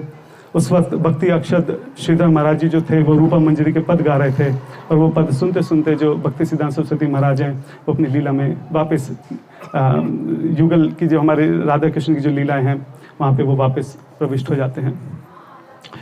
जो भक्ति सिद्धांत सरस्वती महाराज थे, एक बार उनके किसी शिष्य ने पत्र लिखा था, उनके बहुत करीबी शिष्य ने, उनसे पूछा था आप बताइए ना कि आप सच में कौन हैं, क्योंकि जो आप कर रहे हैं ये साधारण मनुष्य के लिए संभव ही नहीं है, ये पॉसिबल ही नहीं है, आप कृपा करके बताइए कि आप कौन हैं, सच सच बताइए। तो उस वक्त महाराज जी ने अपनी आइडेंटिटी रिवील की थी कि कैसे वो नयन मणि मंजरी के अवतार हैं। जो नयन मणि मंजरी है ये गोकुल धाम में, यावत जो ग्राम है गोकुल में, वहाँ पर रहती हैं। राधा रानी की बहुत प्रिय हैं। राधा रानी के पाँव में वो होता है ना लाल रंग, आलता बोलते हैं उसको, हाँ आलता लगाती हैं। ये पिंक इनका स्वरूप जो है वो पिंक रंग का है और किस तरह से राधा रानी के बहुत प्रिय हैं। तो उन्होंने अपनी आइडेंटिटी वहाँ पे रिवील की थी कि इनकी स्पिरिचुअल में क्या आइडेंटिटी है और किस कारण से, किस उद्देश्य से धरती पर आए थे। तो शिला भक्ति सिद्धांत सरस्वती शिला प्रभुपाद जी की जय, भक्ति वेदांत स्वामी महाराज शिला प्रभुपाद जी की जय हो। Thank you so much all the devotees. आप सबने मेरे ऊपर कृपा करके मेरे कल्याण के लिए मुझे सेवा दी। आपके कारण मैं भी भक्ति सिद्धांत सरस्वती महाराज का स्मरण कर सका, उनके बारे में बोल सका, पढ़ सका। आप सबका बहुत उपकार है मेरे ऊपर। Thank you so much. और जैसे मैंने बोला कि कई बार छोटे छोटे बच्चे होते हैं, ठीक है, वो स्टेज पे जाकर बोलते हैं, या कई बार छोटे बच्चे होते हैं ना वो ड्राइंग बनाते हैं टूटी फूटी, हाँ, पेरेंट्स उसको देख के भी बड़े खुश हो रहे, वाह बहुत अच्छी बनाई, बहुत अच्छी। ये है कौन वैसे? नहीं ये मम्मी है, ये पापा है, अच्छा अच्छा, तो बहुत अच्छा बहुत अच्छा। तो कई बार उस तरह से हमारी क्या योग्यता है कि ऐसे महापुरुषों के बारे में हम कुछ भी बोल सकें, लेकिन अपनी टूटी फूटी भाषा में फिर भी हम जो भी बोलने का प्रयास करते हैं, सुनने का प्रयास करते हैं, उसी से हमारा मन जो है बहुत शुद्ध होता है। तो केवल उसी भाव से कि अपने मन को किसी तरह से मैं उनके चरणों में लगा सकूं, उनके चरणों में जगह पा सकूं, हम सब लोग उनके चरणों में जगह पा सकें। तो इसी आशा से अगर कुछ भी मेरे से त्रुटि हुई है उसके लिए मुझे क्षमा कीजिएगा। Thank you so much. Hare Krishna. Shrila Prabhupad की जय।